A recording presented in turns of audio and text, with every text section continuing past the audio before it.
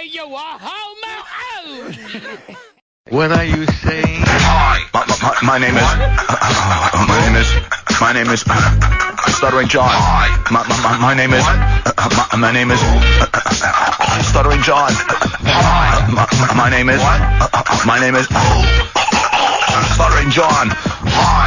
My name is Stuttering John. Why does everybody think I'm a moocher? Got any IPOs? I got a great call on line 14. I swear to God, Howard, it was there a minute ago. Hey, Jelly, you buying lunch? Want to smoke a joint by the pool? Give me a hug. Buy me soup. How come I'm not part of the group? You know what I mean? Yeah. Yeah, it's right on, right? Oh, my goodness. That's him. Captured him completely. What can you do for me next? My name is Stuttering John. And he wouldn't see himself this way at all. No. He won't understand this song. My name is Stuttering John. I like beer. I like Prozac. Big fan. Big fan.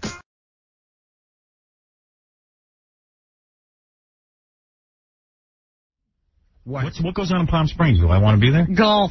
Well, no. Also, aren't there some pretty cool spas there? Yeah, there are. I do need a pedicure. Isn't that one in that movie, The Player, where you go into one of those like mud spas or something? Could be. Place. Yeah, but isn't that like a long trip? Beautiful. It's California. Yeah, who wants to go fly all the way to California and do what? Just sit there and stare at Baba Booey? We could stay there. We could schedule some business and really in L.A. because Palm Springs is not that far. Like an hour away. It's like 2 hours. It's like a short plane ride, like a 30-minute right. ride. Yeah. Oh, really? It's like. But this dude would put us up in how many people are we talking about? As many as are needed. Party. Gulfstream 4. One of those big party planes. Remember the last time we took one of those? We were like the Beverly Hillbillies. Yeah. It held 16, and we put 16 on it. Yeah, we were all crammed in. With John snotting all over. Yeah, we all got sick. That dickhead. Where is he? I'm going to yell at him. Put him on the party plane. See what? His hair today. Oh, please. I don't want to see that. Just looking for attention. No. David hadn't looking for attention. It's just that he lets it get really long. He doesn't cut it. Then he sleeps on it, and he didn't take a shower this morning. So it's got to be like a foot wide. He looks like Bozo. It's like a foot wide on each side. You know what? They were telling me even the garage attendants have a name for John. Pigpen? No, it's a Mexican term for homeless man. Oh, really? Yeah, but I don't know. No concert or something like that. That's what they call. No concert. Yeah, I'm not exactly sure of the term, but it means. Oh my God! He really is Pigpen. He has become Pigpen. Yeah, he thinks it's cruel. Naco. Naco something or other. Naco the homeless man. And you're borrowing money from the guys who park the cars. Yeah, I pay him back. Right to call him that. That is unbelievable. I don't even know how you create a relationship to borrow money from guys. Like, I think I'm pretty friendly with those guys. I like those guys a lot. You would never borrow money. Never dawned on me in a million years to ask them for money. In fact, they're low man on the totem pole. Yeah, they got no money. Yeah, but you don't understand. I like friends him with too. him. I invite him to my party. Yeah, after you borrowed money from him. That's No. What's that got to do with borrowing money? In other words, he's become a friend, so it's not. Any friend is to borrow money from. Jeff, let me ask you a question. Do you go out to dinner with him? Come out to my house and lend me some money for the party. Yeah. He's not really a friend. You're friendly with him, but he's not a friend. You set people up for a loan. I really like him. Yeah, but that doesn't mean he's working people for money. Do you guys have dinner together? I told you we saw Billy Joel together. You up in the parking lot, guy, to Billy Joel? Well, no, they happen to be there. No. I bought Billy Joel tickets for him as a tip. Right. It cost me $80, and I gave him a nice tip, and gave him Billy Joel tickets, and I went too, and we hung out. Right. I like your tip. He's going to a concert. He needs someone to go with. Right. No, I bought the tickets. Naco. Naco. Imagine garage guys call you Naco. Yeah. Well, I mean, I goof on them too. It's a fun night. But look at what they call you. The Do you fact think that there's a reason for it? the fact that the garage guys can goof on you is amazing. No, we Naco. No, he doesn't. We goof around with He each doesn't other. get it. He doesn't get it. Those are the guys that can't goof on anybody. No, He's down on their luck. Except you, John. Yeah. You're goofable. No, Naco. Your name is Naco. Stuttering Naco. See, I'm not even sure if that means homeless man, though. I think that means like probably douchebag. I think that means like fatso or something. No, that's not dirtball. Lowest of the low. Gas is what I've been calling guys for 5 years. Naco. Imagine that. Imagine the garage guy calling you Naco. You know, we were having Scott and Isaac were having a conversation about John yesterday. Yeah. We're trying to figure out, how does John, like, exist? How does he get through his whole day? Because, like, I go into Lotus Notes. I got to get a hold of John, right? No answer at his house. Call his cell phone. It's been disconnected. Beep his beeper. Some girl calls me back. She's like, Gary, I'm like, yeah. She's like, you know, you've been beeping me for a year. I don't know who this John is, but I've had this beeper for a year. Like, you can't, like, how do you find him? You know what I mean? Like, cell phones are turned on. What happened to your beeper? Kathy asked me to give it back to her like 6 months ago. I know, but see, like, you got to update your information. Well, I figured Kathy and you... Do you have his cell phone? No, I can't. I canceled it. He's had him and not had him. Too much money? I too didn't enjoy AT&T service, and why did you just get the garage guy to buy you one? Once you admit it that it was a big bill. No, it's just I don't want to get brain cancer, to be honest with you. Are you? Oh, really? Are you? Why? You have something to live for? Yeah. Are you going to bet on the Super Bowl? Yes, I can't wait. Because he's going to borrow money from the garage. You know, why don't you bring the garage guy? It's not that I borrow money because let's bet with the guy who's actually paying. Money man. Yeah. What do we bet with Naco for? Let's get his bankroll. You love this guy. He's a great guy. He's a great guy. I mean, Dave, I'm not putting him down. I'm just telling you. It's funny that the garage guys goof on you. It's an odd relationship. Why? Because we, like, kid around. Jackie kids around with them all the time as well. Borrowing money is a big step up from kidding around with those guys are waiting to get money from you. You've worked it so you get money from them. Yeah. That's amazing. I'll ask him to watch my bag while I... You're such a user. You're such a conniver. You're such a wheeler dealer. Every dime. Pay back with you. Pay back. He's on a string. I pay back every dime. So how does one get in touch with you now? What? You can call me. I have you know, he has 50 numbers that don't work. Call any one of them. What number works? Your house number? My house number works. Is there any way to get in touch with you during the day when you're not at the house? It was funny because one day there really isn't. There really isn't. One day I call the house, right, and his wife's on the machine, and it says, if you would like to reach John and Susanna, call this number. And it's a cell phone number. And then you call the cell phone number. It's not working. I do shows in the city now. Like, Howard, that's so funny. I'm starting the donkey show in the city. I do shows in the city to make extra money. A donkey show? It's called the Donkey Show. I'll be starting at next Thursday. Is that the one where they hit you with a car or something? No. Or they jump over you? It's really funny. It's Studio 54 meets like Shakespeare. It's really funny. And then what do? The car jumps you? Oh, no. I'm doing that at Nassau Coliseum. That's the car's going to jump over you. That's it, yeah. No, a motocross bike is going to jump over me. Now he's like putting himself at risk. He's a speed bump. Why don't you just donate your body to medical science? Let him do experiments. You know what's funny? Like John, like 6-7 years ago, right, before John had all this debt, John used to take his cell phone. He would drive to Philly, and he wouldn't know directions, and he would stay on for the whole 2 hours. Yeah, I once have a guy direct him. Like, get off at exit 15. Now, by next week, he'll be bungee cord jumping for like $100. I once had a $1,000 cell phone bill just from wow. But you know what's also funny is whenever John loses these numbers, they go to somebody with a foreign accent. Yeah. So you're always talking to people who don't speak English. Why don't you get a cell phone and not abuse it? Yeah, you know what? For $20, John, for $20 you can get the emergency plan. No, I'm going to get one. Emergency plan. I'm going to get one that goes in my car. I'm going to get a Beltline one that goes in my car. You don't have to use it just so somebody can find you. Yeah. You shut him up completely? You know, I mean, the cell phone used to work. You always were able to find me. You're important. People want to find you. I know. Personally, I've never once, in all the years I know you, needed to find me. Wait, you called me at my house. Yeah, one time. Oh, boy. One time in 27 years. I was shocked. One time I called him. I go, who got on my machine? What? What'd you call him? I called him. I was coming down to Jackie's, and I said, hey, Jackie. I was with Jackie. And I go, Jackie, let's call John and get together with him. No, it was very nice. Yeah. And we had a great time. Yeah. He's got the call recorded. When you go to the house, you push a button, it plays. Howard called me. You know, like the last couple of weekends, I was living on Long Island, and you know, things weren't going so well. You had to get out of the house. I'd get out of the house, so where would I go? Go to Jackie's. You called John. Well, Jackie was even, she goes, why are you showing up at my house all the time? Howard, we were talking behind your back. We knew there was trouble because, really, you alone at Jackie's, I mean, what's going on? Never came along. Mr. Lonely or something. Right. That doesn't make sense. I'm teaching his dog how to swim. Right. Something's up. Singing the sound out to the float going, this is great. Yeah, Jackie, I need your beach. There's no other beach. Howard never leaves the house.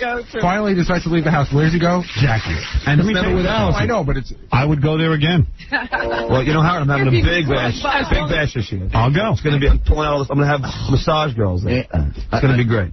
At the park. With your kids? No, I mean real masseuses. Oh, you're insane. What do you mean they could rub your back? I don't want my back rubbed. If I'm going to a party, I don't want to sit there and get my back rubbed. Don't. I'm not going to your party. All right, come to my party. I'll go to his. When is your party? The same weekend as his. Oh, really?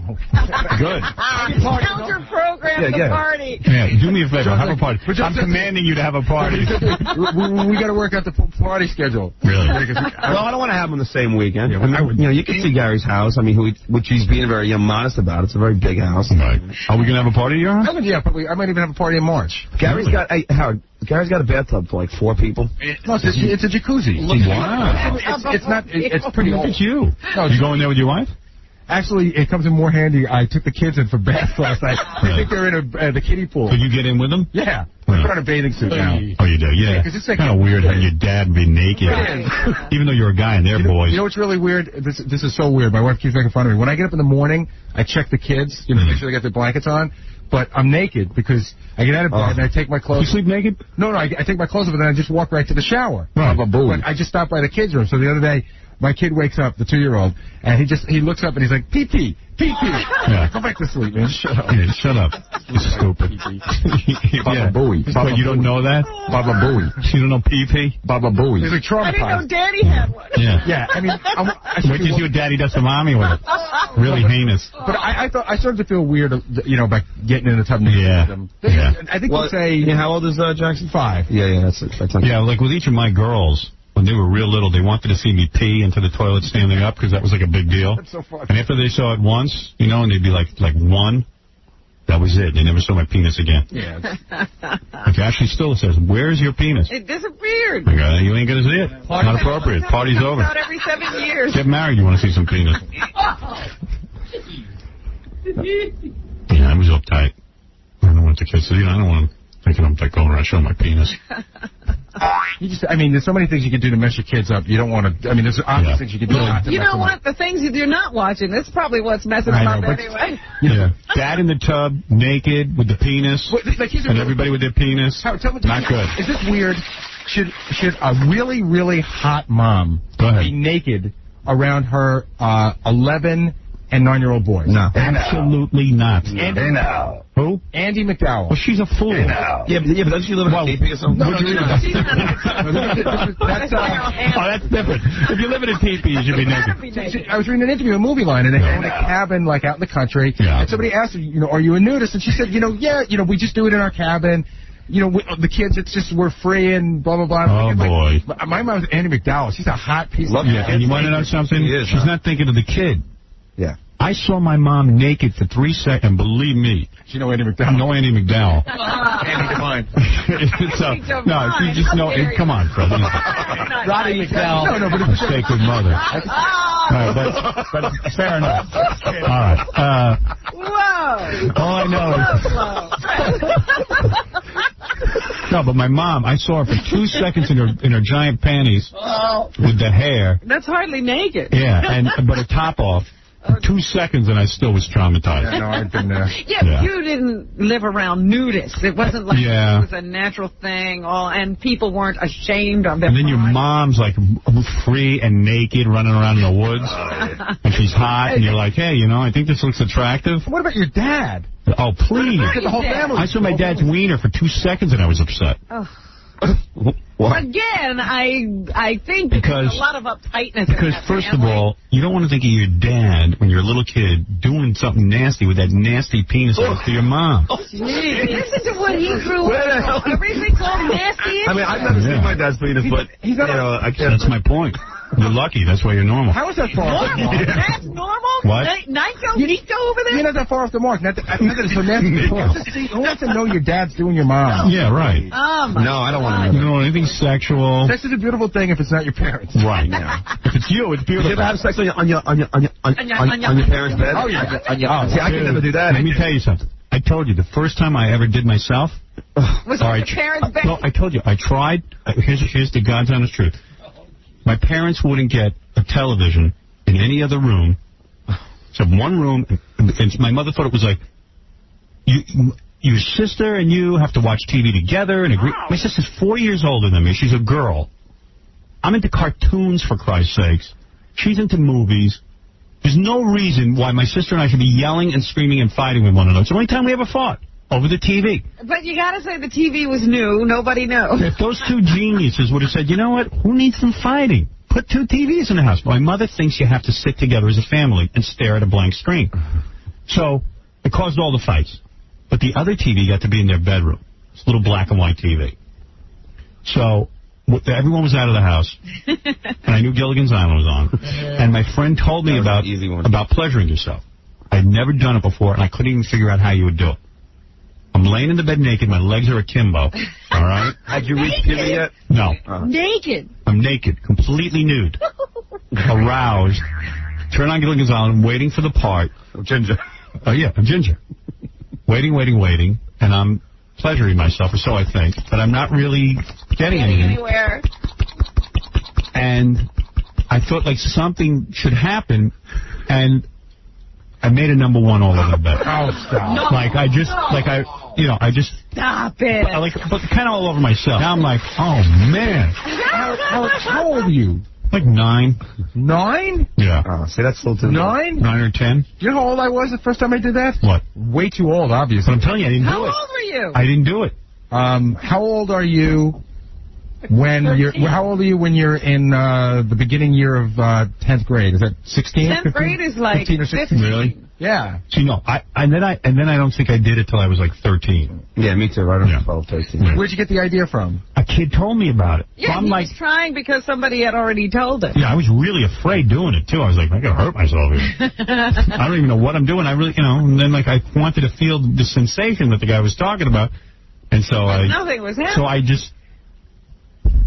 I figured, well, let me create something here. And I did. It's a very weird thing to do. But then I was, I never heard and then I was and I'm doing it in their bed. Oh, I'm such a retard. No, I once heard a boy who said, he was telling me this story, like an older girl was doing things to him, and he got so excited he didn't know what to do. He was like 9 years old. Nice. I'm still waiting to do that. See, my first experience in that area was a dream. Yeah, I never had that. Yeah, I only had it twice. That means and the only reason I knew what it was is because I read about it in my Boy Scout manual. That's very manly. Boy Scouts get you ready. I had friends who had that, and I was always very jealous. Oh, it's great, because, there's no guilt on it. I had this dream about these two sisters in my 8th grade class. No guilt. I used to be very guilty. I never felt guilty doing I did myself. I used to... When he was cat. I used to mark on the calendar, like, how many times... And I only limit myself to do it once a week. Really? Oh, man. Did you have to go confess it? It was... I was, my father was like a religious nut, so... was he? So it was so much, I was so guilty of... Really? My guilt wasn't about how many times a week. The poor priest. Yeah. And then would you go in there? No, I only confessed like twice. Father. Bless me, Father. Well, no, it wasn't only that, Howard. I just thought...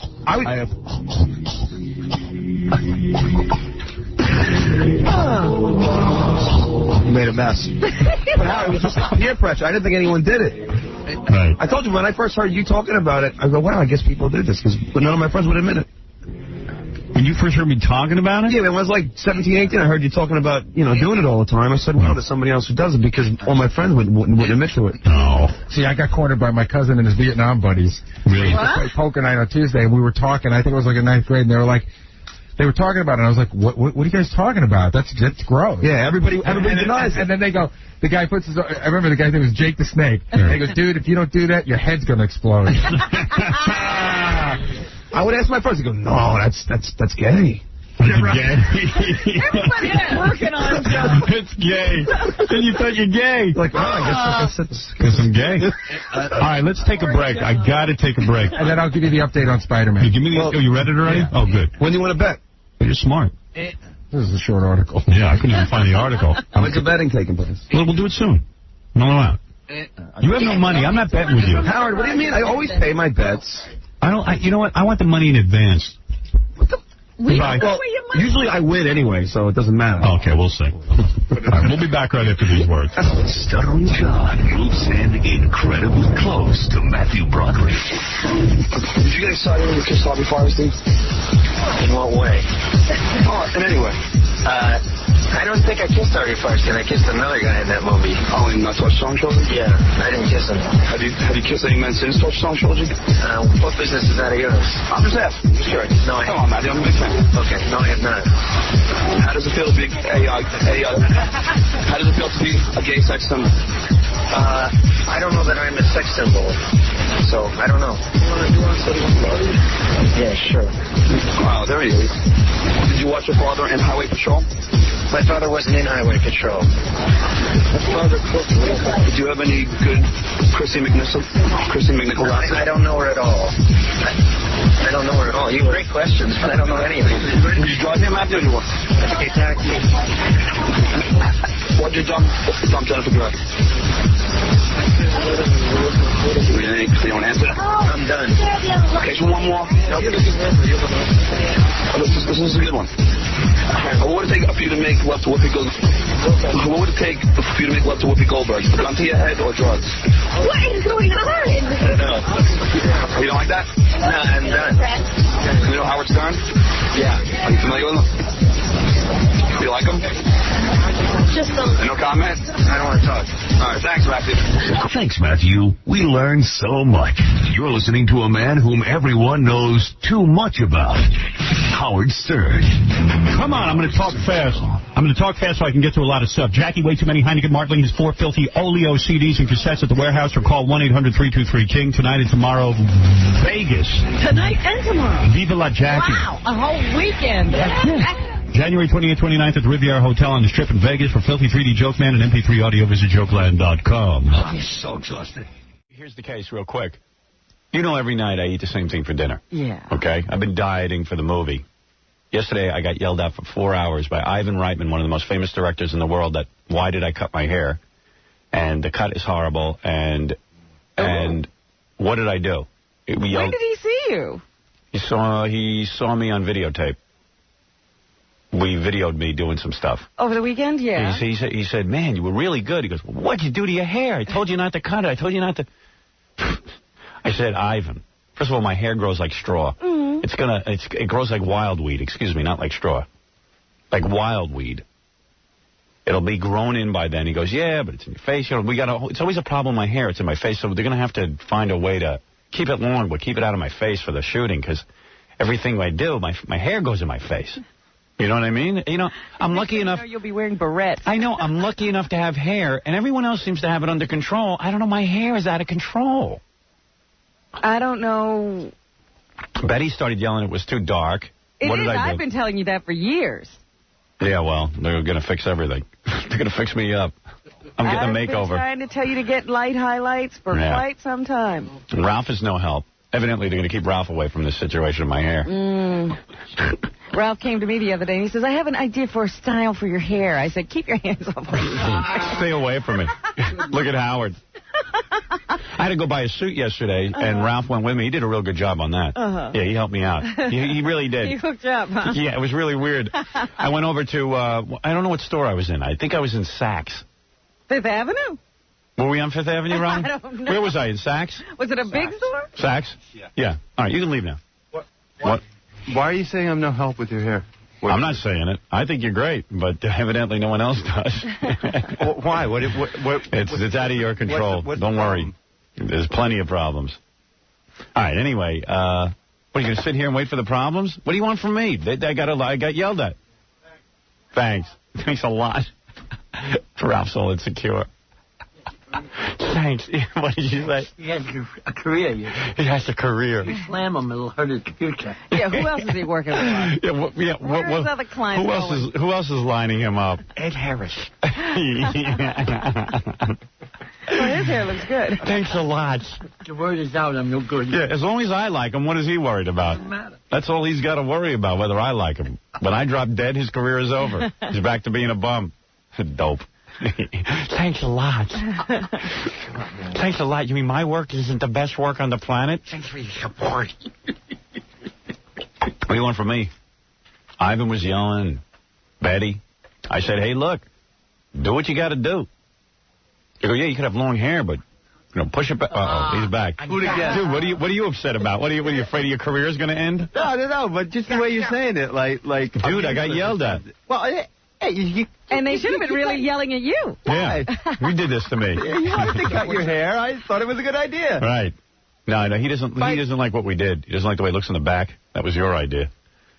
Mm-hmm. He hates that. What has it? He says it all fans out and looks ridiculous. Well, I said, well, Ralph could grease it up and stuff. Because don't worry, we'll fix everything. Yeah, keep Ralph away. Keep Ralph away. I didn't cut it. The back. Remember the back? I had a little problem with, but it'll grow. Your hair grows so quick. Grows like wildweed. By the time you get to that, it's going to be so long. People will be given little papers on the set with Ralph's picture on them. Yeah. You see this guy run. Absolutely. And your hair is not too dark for real life. It's too dark for film. Right. So it doesn't look like a big black blob. That's the problem. Mm-hmm. Oh, in real life, it's okay to look like a big black blob. No, it doesn't look like a big black blob, Robin. It does. On camera. It looks like a big black blob to me. Well, I guess you have the camera eye. I guess so. Yeah, but you don't, Ralph. You have no eye, is what we're discovering. Yeah. Look at your hair. Betty accused me of dyeing my hair black or Look something. At your hair, Robin. It's so damn long. It looks stupid. It does not. Yes, you think her hair looks bad? It's too long. That's why I want Ralph bothering me. Yeah. Do yourself a favor. Fine. Stay away. Phone calls Captain Jenks, who, by the way, was not invited to the birthday show, and I consider it an oversight. And I'm going to apologize to you right now. Yes, sir. And, yeah, it really I tell you was. what. I don't know how that happened. Gary, I'm going to make Captain Jenks a little promise. Because you were insensitive to him. Because I know we try to load the room up with hot chicks, but this guy's a hardcore fan. Listen to me. Scott Isaac and I were talking about this yesterday. Let me say something. We had trouble we had to add another table. Right. Stern friends, whack packers, whatever you want to call them, to the birthday show. And it was very difficult. Tom wants to keep the list. He does not want to... But here's the deal. From now on the birthday show, you're not going to have to battle Tom alone. I am going to battle Tom. But Croy didn't need to be there. Captain Jenks could have been there. What I'm saying is, the Croy's good, too. I think Croy... didn't speak to Croy. We didn't, but it's good to have her there. Yeah. You got to think of it visually as well, Robin. Right. But let me say something. When let me say something. Bigfoot on stage at the end of the show, was that not funny? Yeah, let me say something. And I wanted to get to Croy and talk to her because she's always funny, and you never know what kind of mood I'll be in. The Captain Jenks hardcore fan guy really has devoted his life to the show. I mean, I think he should be tested to see if he's insane. So he certainly needs an invite. See, I would like to use the show as a reward for... Yes. But I have to substantiate everyone's appearance there. What I'm saying is Tom is the problem. Tom, our general manager, who thinks the hardcore fan... He doesn't think about it. It's not important. I could have put I am someone who thinks more about the hardcore fan. I could have put another dozen people in there. You're right. Yeah. And while the hot chick always looks good on TV, the hot chick isn't the one who gets up in the middle of the night and calls Larry King on CNN and busts his stones. Mm-hmm. So Captain Jenks next year, not only at the birthday show, I want him sitting on stage on the couch for the entire program. Hey, you know, sitting there. I'm taping you right now. Tape me. I'm taping you so that I can play the tape for those guys. You don't need to play it, Captain. I know. I wanted to have you there. I did. Let him sit on the stage. Listen, Howard, for some period of time at least. It was no big deal. It was explained to me that there was, it was going to be tight this year, and I understand. Well, you're a gentleman. But you're a gentleman. But I'm telling you that you should have been there. Okay, enough of that conversation. Well, it wasn't Howard. Right. I mean, there were some people who felt really bad about it and started going on competitor shows. Yeah, and they will not be rewarded. They're out of my life. Ba ba ba booey, ba ba ba ba ba ba ba booey, ba ba ba ba ba ba ba ba ba ba ba booey, ba ba ba ba ba ba ba booey, ba ba ba ba ba booey, ba ba ba ba ba.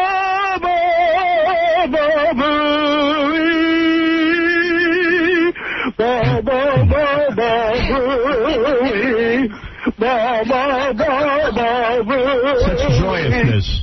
And it's true, Baba Booey has to make tough decisions.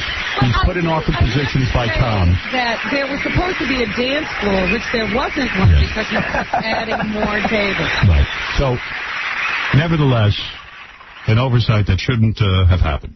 All right. What did you do? You made a phony phone call? Yeah, this was actually during the big blizzard the other day, and I called our Fox affiliate in here in Philadelphia, and the guy's name's Rich Noonan. All right.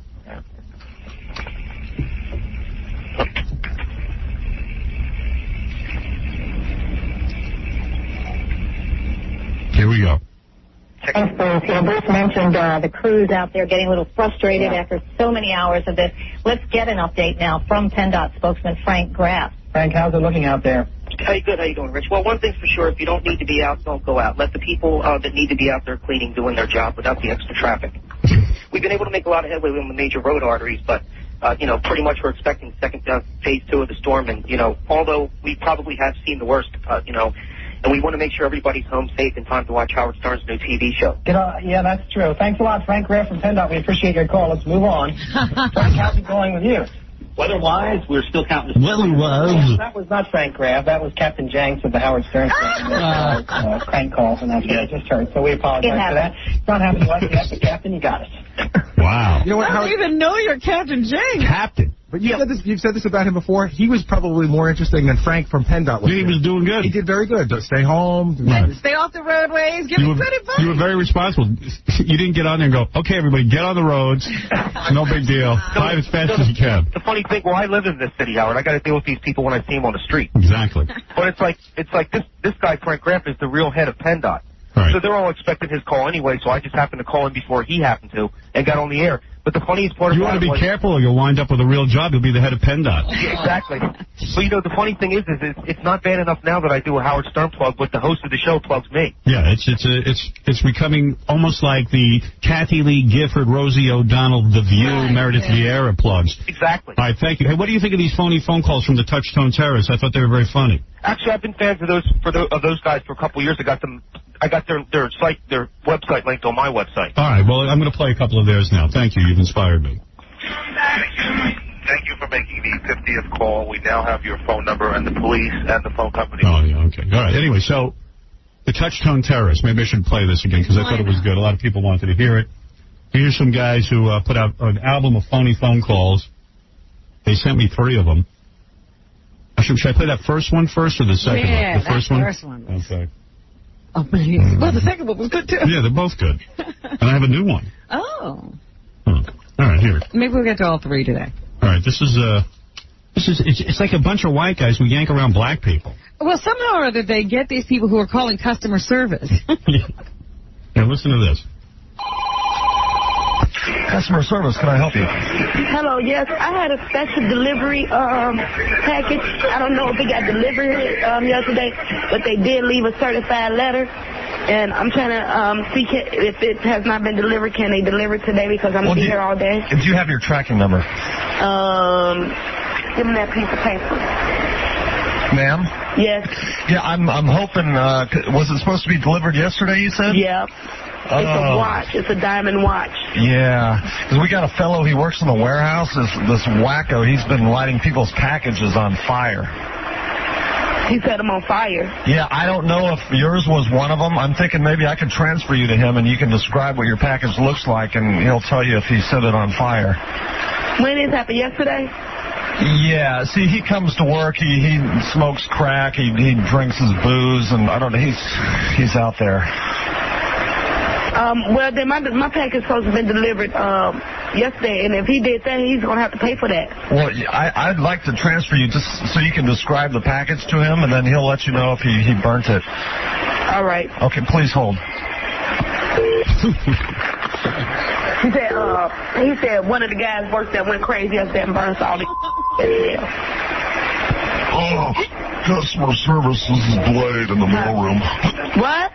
I said, this is Blade in the mailroom. How can I help you? I cannot hear you, sir. Are you talking to a speakerphone or are you smoking? I've been boozing. Hold on a second.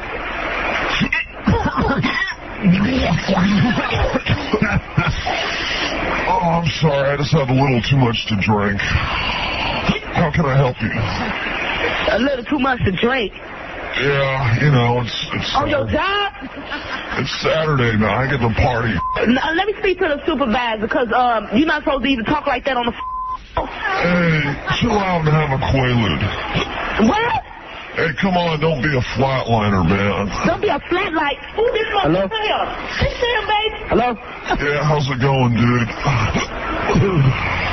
Who? This is. Yeah, give me your tracking number, man. This ain't. Yes, it is. Why the hell they phone number? Can I speak to a supervisor or manager or something? Yeah, hold on, man. Don't be a flatliner. What you mean, don't be a flatline? Don't be talking about me, man. Put the manager or your supervisor on the damn line, or I have to come up there and talk to him myself. Hey, chill out, man. Hold on. Hey, chill out, nothing. Put the damn supervisor or the manager on the phone. All right, hold on, dude. Hold on.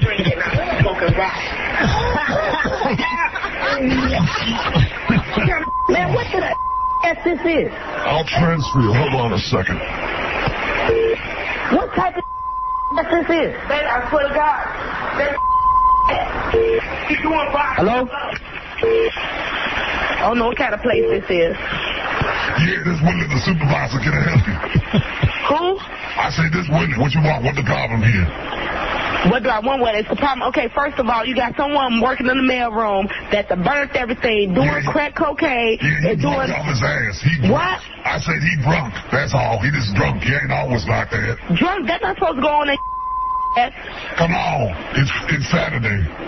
What you mean, come on? I said that's okay. I'm going to call downtown to the main office, and you guys will be reported. And what you said you wanted you supposed to be the supervisor. Don't trash about nobody. Don't be talking trash. What? I said don't be talking trash. I don't need to hear no trash from you. You don't need to hear no jump, mother. Man, I'm supposed to be here, you stupid son of a bitch, and you sitting there talking. Don't be talking trash. I'm the supervisor. I don't need to hear no trash from nobody. Supervisor, you don't talk like one. Listen, I ain't playing around. I ain't playing around. You ain't playing around, mother. Not with my damn watch. Come on, he drunk and all that boy. Hey, come on. Mother, ain't got to do with up being drunk. I know how to work around here. I don't need to hear no trash from nobody. What you talking about? Don't be talking trash. You know what? You know what? A supervisor will be through there to check y'all motherfuckers out. And I swear to God, you sitting here talking to me like I'm a motherfucking child, and I'm telling you about a man talking about, oh, he's just drunk. How could you say that over the phone? He's not supposed to be at work intoxicated. Hey, listen, all I'm saying is to calm your ass down. You calm your ass down. We get to drink booze over here if we want to. Come on. Y'all get to drink. Yeah, it's Saturday. I think that's the greatest thing I ever heard.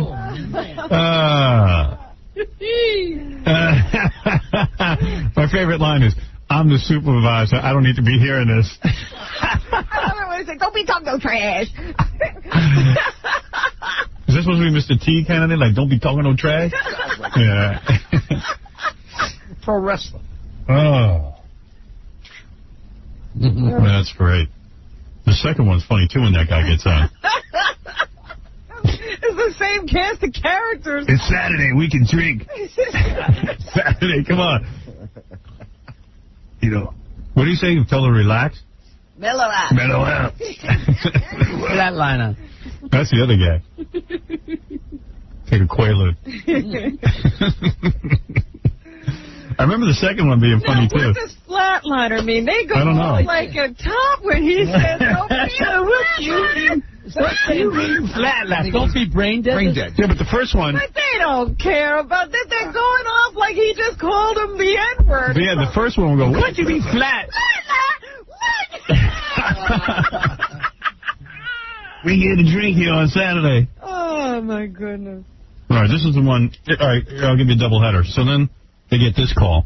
It's another black person calling in. This guy's good. Yeah, this is good. You're going to get nasty. Yes, customer service, can I help you? Yes, sir. I can hardly hear you because you're talking real low, but this is a question I want to ask. Because I just spoke to somebody there. I got this package yesterday, right? You did. I signed for it, right? Yes. Okay, now, I don't want this package, and it don't have a return label, and as a lady just told me not 3 minutes ago, call the company I got it from to ask for a return label. Other than that... It was delivered to your name, wasn't it? Yes, sir. Why did you sign for it? Why did I sign? Because it was delivered to my house, and I know policy from dealing with it so many times. Unless, if I wasn't home, they might have left it. I'm in the projects, I doubt it, okay? You have to sign for a package. Well, I live it. You don't want the package. But it was delivered to you. Okay, but I didn't know what it was till I got it. You see what I'm saying? Know what it was till you got it. Why? Like when I looked at the box. Were you some kind of mongoloid moron? Why do you... Wait a minute, is it... Yeah, why? Man, let me tell you something. Give me your credit Did I ask you? Let me tell you one more thing. You have up now. Give me somebody with some sense. What, Dad? Put somebody on there with some goddamn sense. You gonna call me a moron? Who you want? You want to talk to me? Put somebody on there with some education. Please hold. Thank you. Mother. Are you some kind of mongoloid moron? Mother, please kiss my ass. Mongoloid moron. Little country mother. Yeah, customer service, can I help you? Listen, I'm not in the mood to play. Can I have somebody with some sense, please? Yeah, this Willie, I'm in charge here. What Listen to these dumb motherfuckers on the hello? Yeah, what you want? Stupid bastard. Who that bitch talking trash? Excuse me? What you don't talking trash? Come on, this Willie the supervisor. Would you put somebody on the phone and got some sense, please? What you want? What you want? You worse than my old lady. This listen to you yakking. Come and blow that. Excuse me? Come and put somebody on there with some sense. What, you worse than my old lady. I just listen to you yakking and yakking. What's your problem? That redneck motherfucker. What you talking? You mother... Wait, I'll be out there and kick your motherfucker ass. You a job turkey. Man.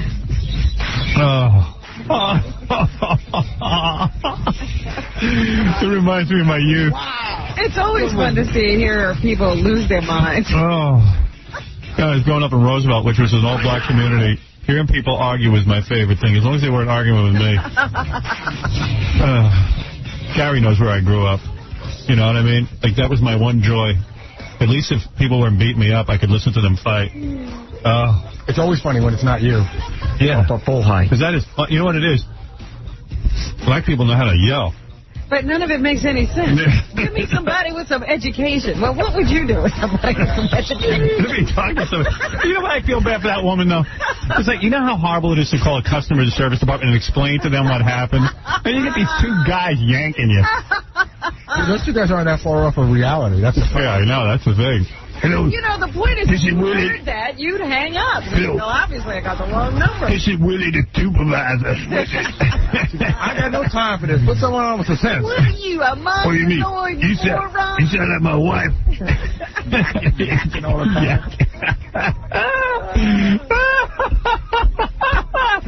I got to give them a plug. The Touchstone Terrorists. For information, 1-888-44-PRANK. I hope to meet them one day. I still got one more. I got one more call from them. This is a new one. Yeah, but Gary's got to give me info first. I found this magazine yesterday. I'm reading the magazine. It's called Wizard. And it deals with the comic book world and comments on comic books. I don't know if is it a DC publication? I don't know. They talk about Spider-Man. They talk about Superman. Is it a fan magazine or is it by the companies themselves? I think it's a merchandising magazine. Yeah. Because what they do is they sell all kinds of comic book merchandise. Oh. And on the cover, it caught my eye. It said, the truth about the Spider-Man movie. And I'm always curious to see what's going to happen with the Spider-Man movie. Because you've been waiting and waiting. So I'm sitting at my desk, trying to get my heat fixed, of course, is every day. That's what I do. All of your time with that. Yes, I do.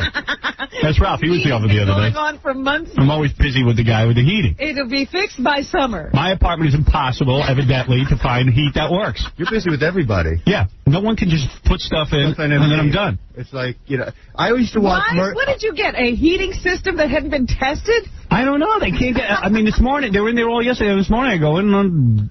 I used to watch, you know, I used to see Murphy Brown. I said, I can't watch the show because it's ridiculous because the painter lives with us. That's right. That's always ridiculous. And I see this guy, Daryl, lives with you. Yeah. Now, what is it, February coming up? Yeah. 6 years. This is 2 years. I was there 2 months ago, and you were bothered about the heat. And every day we have the same conversation. You go, where's the metal screen? I don't know. 2 weeks. 2 weeks? Look at 2 weeks. 2 weeks. Where is it? I was fixing the heat the day I was there. I can't win. I want it done. And you know what? The guy left and Howard said, there's no heat in this room. Yeah, still none. Or sometimes it's boiling hot. You just so this morning, like, I'm thinking about coming to work, and then I go, wait, I got to sit down on my computer and write a memo about what temperature the rooms were when I left. And then I go, wait a second, I got to go to work. I'm leaving. I'll worry about it later. And then he looks and he goes, why is that dripping? He's just constantly screaming. You're right. I'm a maniac. I don't know what to do. I'm ready to kill. Anyway, so I'm sitting at my desk surrounded by people, as I usually am, because I never have a moment alone. Because you're at home and you should be alone. People say to me, is it lonely being legally separated? And I go, no, I'm surrounded by people all the time. You just have to put in a lot of stuff that doesn't work. Right. Now you can read Vision magazine.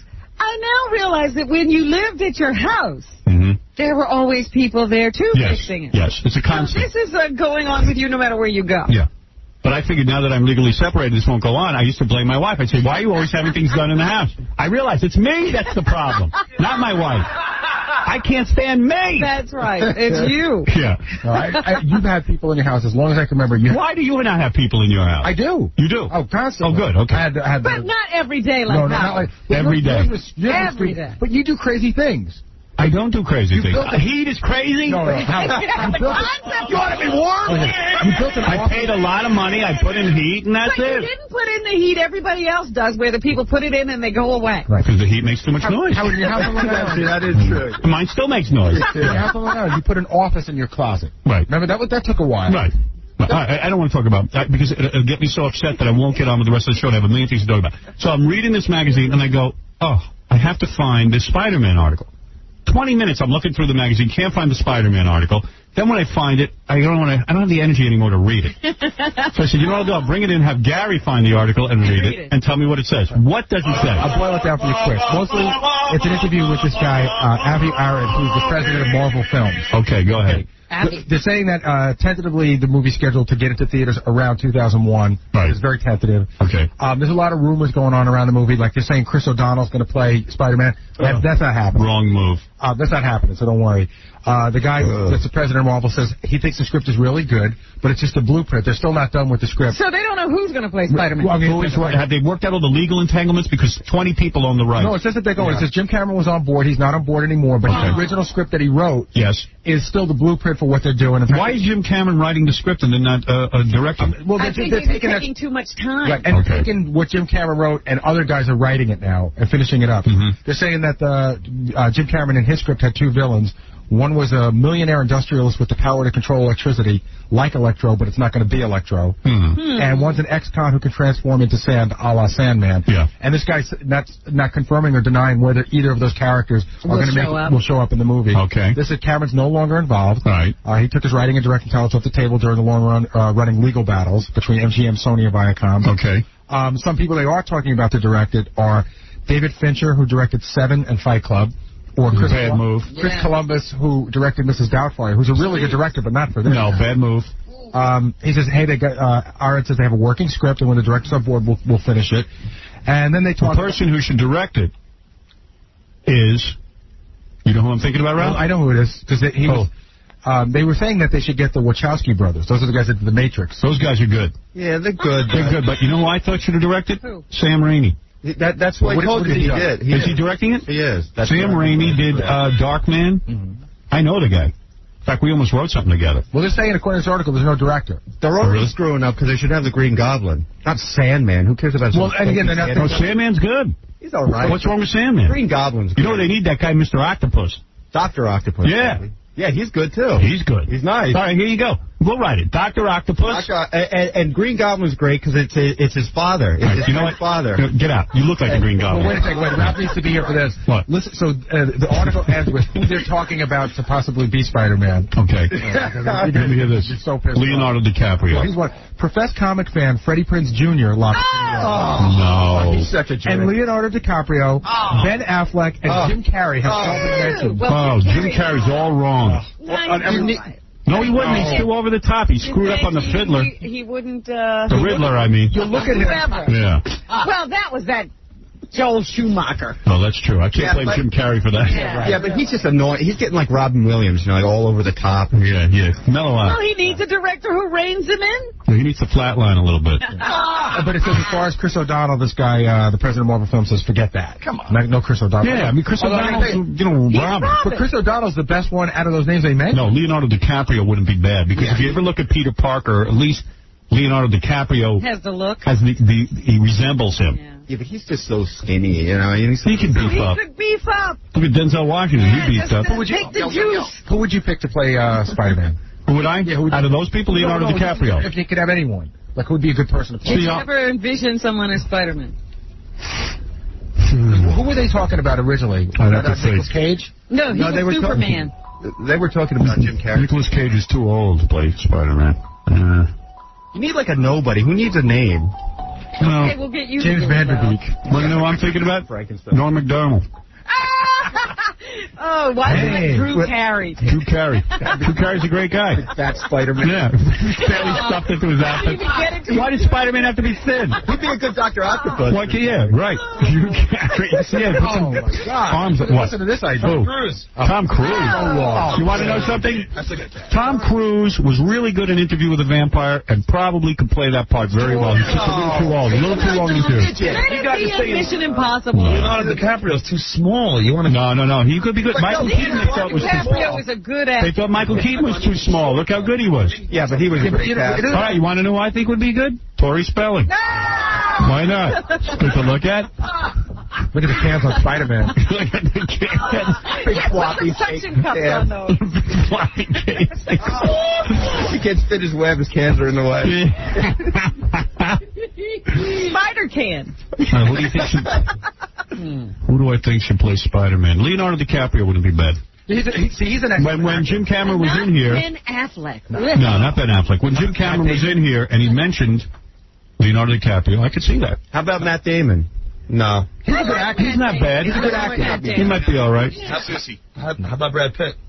No, he's still good looking. Peter Parker needs to be a little downtrodden. How about Ed Norton? Ed Norton. Yeah, good actor. He could do it. Yeah, why not? He's a good dude. And I think you meant No, not Ed Norton. Yeah, Edward Norton Jr. would be good. Yeah, he wouldn't be bad. I thought you meant Norton. Hey, Ralph. Is he a junior? Is he a junior? No, he's a junior. I don't think I got confused with somebody else. You probably think his father. Hey, Ralphie Boy. Yeah, his father's from the Honeymooners. Ed Norton Jr. My son is Spider-Man. Norton, my son's doing great. Ralph. Yeah, Norton, he'd be good. I can't think of anybody else that would be, you know. Sniper from... My son's doing great, too. He's Spider-Man. All right, listen. There's a couple of... They just put that movie on hold till Cameron can direct it.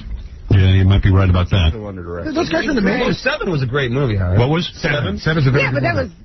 I thought 7 wasn't that great. 7 was... I like the way it was shot. And Fight Club sucked. Fight Club did suck. That blew. I would never watch that again. I almost It was died. hard to watch it at first. I got into a fight in the middle of it. But I loved Darkman, so Sam Raimi was probably... Darkman was good. I think Sam Raimi did Evil 1 and Evil Dead 1 and Evil Dead 2. He didn't do Army of Darkness? Yes, he did them all. He did any of those movies. You know, you need. How about A Simple Plan? He did A Simple Plan. That's a good movie. Who did A Simple Plan? Sam Raimi? He did that. That's such Who did 3 O'Clock High? Oh, that's a different guy. That's a weird guy. Yeah, who's that? Let him direct Spider-Man. He did a great job. Yeah. Yeah, where's that guy? Well, you need a guy. I'll tell you what you need. A guy who knows special effects. You need a guy who knows Cameron knows special. But you need a guy also who knows how to direct a story. You need a good script. Right. I'll laugh for everybody. You know, Howard, I'm not a big science fiction fan. How about Regis or Spider-Man? He's doing everything. Courtney Cock Arquette. I like her. Courtney Cock. That bitch can't even come in here and say hello. So that's they're coming into town next week. Oh, all right. Well, maybe you should reserve. No, because if I would have gotten the call already that they were coming. No, she's just a bitch. She's looking a little scrawny lately. She needs to cut her hair or something. She's looking too skinny. Yeah, she's skinny. The boob implants. I don't like the way her bones come out on the front. Hey, good. Let's badmouth the hell out of her. Her hair's getting too long. You're gonna drive her nuts. Yeah, she's like her body's a little hairy. Hairy. That's right. What's her arms are real dark. Mr. Kudrow? She's a whole different thing. She's like a comedian. I don't know. No, but I'm saying... I don't want to bust her balls. She's done the show. She's nice. She's a nice lady. Yeah. All right, well, she's pretty. But what about Mariah Carey? Mariah Carey is like a 9. She's like a 9 because you know she's like a 9. She's got butterface. She's hot. No, she doesn't. No. Let me tell you something. She's a dirty girl. Mariah Carey. You see, I'll tell you about Mariah Carey. That's funny you say that. You think she's a dirty girl, but she's clean. No, and that's the difference. That's the beauty of Mariah. That's the beauty of Mariah Carey. And let me tell you something. She's like dirty. She's been around the block. I mean, she's gonna get in the bed and do stuff. Yeah, she's not gonna be. She's gonna enjoy it. No. And let me tell you, she's got a gorgeous working body. Yeah. That's very supple. See, same with Jennifer Aniston. She used to be a fat. Beautiful. I like her. 8.5 when she's quiet. 7 if she's What? I don't think she's a 10. She's a 9. 9. She's a beautiful lady and has nice feet. I just saw that Rolling Stone shoot. Nice feet, legs. Knows how to dress. Yeah, when you mention feet, nice boobies. Her weight goes up. If a chick has ugly feet, it takes her way down. Yeah. I understand that whole thing. Who's staring at feet anyway? I look at the whole thing. At some point. When? Hands and feet important. When you're licking them. When they're in your mouth. You never take a woman's foot and put it in your mouth? No, I'm not a big foot. You're a homo. I'm a homo. You don't know how to make love. I feel bad for your wife. Sitting there smelling your smelly ass. She's not licking her feet. And She's got rubber feet. Yeah, then you don't even don't you ever want, you're banging her real hard and then you just grab her foot and stick it in your mouth? Let me see if that's anatomy. You can't do that in the middle of doing it? How do you do that? You know what? You guys are probably really horrible in the sack. Look, you're banging a chick like this. Yeah, come here. I'll be the girl. Come here. You be the girl. Come over here. Get down on the floor. I'll show you how you do it. Get down on the floor, Like Ralph. they've never done it. Come here. Come on, get over here like you know how. Get down on your back. Get down on your back. I'll do it for you. All right, Gary, get down on the floor. You know what? I'm comfortable with my masculinity. Are you sure, Gary? Oh, my God. Get that girl back in here. Just. Yeah, you're the girl. Why are you using Gary? Jackie. Do you know what I'm talking about? Yeah, but we got a beautiful girl. Let me show you. Why don't you get the girl? Yeah, what are you doing with Gary? Well, this is funnier, but my God. I'll do it with Baba Booey. Here. All right, get over here. Get over there, Baba Booey. Here, let me kiss you. Get in the mood. All right, listen. Now put your legs up in the air, stupid. Hey, Howard, at what point during the 2 seconds does this occur? Right here. You like this? You like this? And then you take them like this, and you put the foot in your mouth. Oh, my God. That's so funny. What? You didn't see the feet of clean? You not care. I mean, you look over. But Hey, you know what? Who was he with? it's your chick. Dirty girl? You just put say she's been out walking all day. Yeah, barefoot. And you just... Get out to your chick. Look, you like this, and then you like, No, I think Ralph's getting jealous. Hey, Ralph, get down. I'll do you. Hey, Howard, take his pants off. You know, now he's regretting not doing it. And then you can go like this. But wait a second. You know what? Gary's really funny because he's put his tongue in some really dirty places. Yeah, why is that a big And he's asking about feet. Hey, Gary, you do ruder things than that. Is that between you? You want me to come in? No, I don't want to do you. Why don't you turn around? I'll tell you. I'm afraid you do me now. Look, he wants to. You see, you had your chance. You should have gotten on the floor. You know, he's Gary, regretting thank you. No problem. The chick should have heels on. He's regretting it. Ralph's been telling me all sorts of weird stuff that he digs these days. He likes to have sex with women while they still have their underwear on. Well, yeah, There's nothing wrong with that. No, wait. Dude, I can't. That's all I do. You don't even talk to me with your underwear on. I don't want to. That's hot, man. You move it to the side. To wear a skirt, and then you... So rip it? But first they have to get all, the panties have to get all... I'm realizing I'm a lot better in bed than I thought. Oh, because you're licking... I'm a good lover compared to you guys. It's amazing what $20 million does. Get out of here. I'm breaking it, boss. I'm breaking it. Look, he just had you. Wish I still had 20 million. You want to bet? Down to 5. Yeah. Dude, let's bet. I don't have any money. Yeah, maybe you'll have to borrow from the garage. Yeah, what's the name of that garage guy? David. All right, you want to do this fast? Yeah. Quickly, yes. All right, I'll throw out the first bet. I'm still thinking about that girl. Yeah, get her back in. The point, Gary. You better think about that girl you were just with Gary. If you wanted, you could take her home like Howard. That's amazing. After the show, go back to the E-camera and look at your head. When you said, "Would you go out with me?" and she goes, "Yeah," your head snapped back like you were. I had whiplash. You were like, "Yeah." No, listen. I know. What can I tell you? Does she have a boyfriend? Yeah, but you know Howard. You know what? He's gone already. Yeah. Boyfriend's gone. We almost fair in love and war. Top of the food chain. No, I'm sure she's very much in love. All right. All right, the point spread 7. Tennessee gets 7. Anybody want to take? It's 7.5. Are you sure it's 7? Because it was 7.5. 7.5 went up to? 7.5. All right, you're telling me if I take Tennessee, you give me 7 points? No, but I want Tennessee. You really believe Tennessee can win? With 7.5. The Rams are the favorites. I say, first of all, let me make a statement. I believe the Rams will win the Super Bowl. Really? Yes. I have to now figure out by how many points. You know they played each other this season, right? Yes. You know that it was a 2-point game. I think it was. But the Rams won. That's right. Oh, they did? Doesn't matter. Yeah, that's all I have to win, though, anyway. Yeah. But it was a close game. What do you think the Rams have been playing well? No, they didn't play well that last game. Won the game, Gary. The Rams had. Tennessee's not been playing that well either, though. Ralph, who do you think's going to win the game? I think Tennessee. You do? I mean, with the points, 7.5. The Rams are going to win by 7. I will take Tennessee with the points. Me too. I'll take St. Louis. Yeah, I'm taking St. Louis. Yeah, John? And I will take John's money. I'm going to double because Dominic wants to bet with me, so if I'm going to bet 100, I'll bet 200. Oh, my God. I know, you forget Dominic. Right. If you think Dominic's in or he's out. What, do you want the Rams, Howard? I want the Rams. And I want Tennessee. I don't know, I'm thinking. Tennessee with the point. Right. You do? Yes. What? Take Titans with 7.5. You think? I think. If the line is 7. Oh. See, I don't know these teams well enough to make an educated bet, so maybe Doesn't matter. Hey, you know what? All that crap everybody talks about, rushing yards and this and that. Yeah. Plus Tennessee has their colors on. All right, I'll take Freddie. Freddie, want to take St. Louis? You give me 7.5? Yeah. Okay, so I've got Tennessee. 7.5. $100? Tom, who are you taking? $100. Okay, so that's the first bet. Who are you going to take? I'll take St. Louis and lay the points. All right, I'll bet with Tom. I'll bet with Tom too. Hold on, I'll take St. Louis as well. So I want to bet the Rams, but I'm not taking Tom. And you take Fred. I mean, all right. I'm taking St. Louis. Yeah, so am I. So I'm taking the Rams, the Titans, and the points. All right, you want to bet? I'm getting Titans and 7.5. Yeah, okay. I'll bet. How much? 100? 100. Okay. All right, I'll do 100 with somebody. I'll do. Robin, how much you want to do? $100? Fine. Okay. All right, I gave you 7.5 points, Rob. Jackie? I think John got left out. I'm holding on to my money. You're such an idiot. What do you mean a bet with? Isn't that insulting? Jackie's not betting? Yeah, it is. I don't want to bet with John. I'm buying another house. I know what he means. Why don't you want to bet with him? He wants me getting his money back. And I paid every debt with you. I can't believe you. Who else wants to take Rams? I'll take the Rams. I don't want to bet with Ralphie.